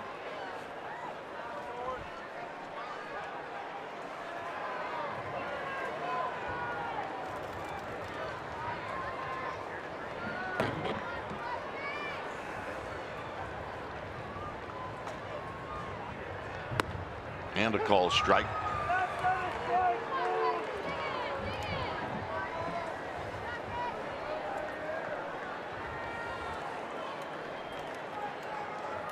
Gillespie likes hard throwers. He's proven that.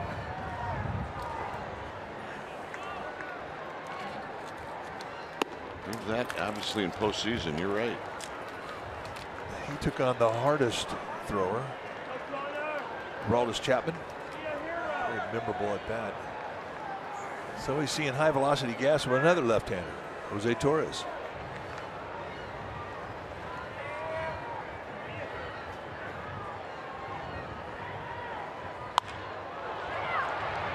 Coming in, Cordova, and that'll be the ball game. Well, the Giants got it to where they wanted it, and that's to Mark Melancon. And you figure you're good to go when he comes in, and it didn't happen today. No, it did not, and it just sort of capped off what has been a miserable, historically miserable month of April for the Giants. So bad news is they go down to defeat. The good news is they're out of April finally. Giants will end up 9-17 in April. Once again, the final score, 2 big home runs for the Padres, and they beat the Giants 5-2. Stay tuned. Esurance Giants postgame live starts right now.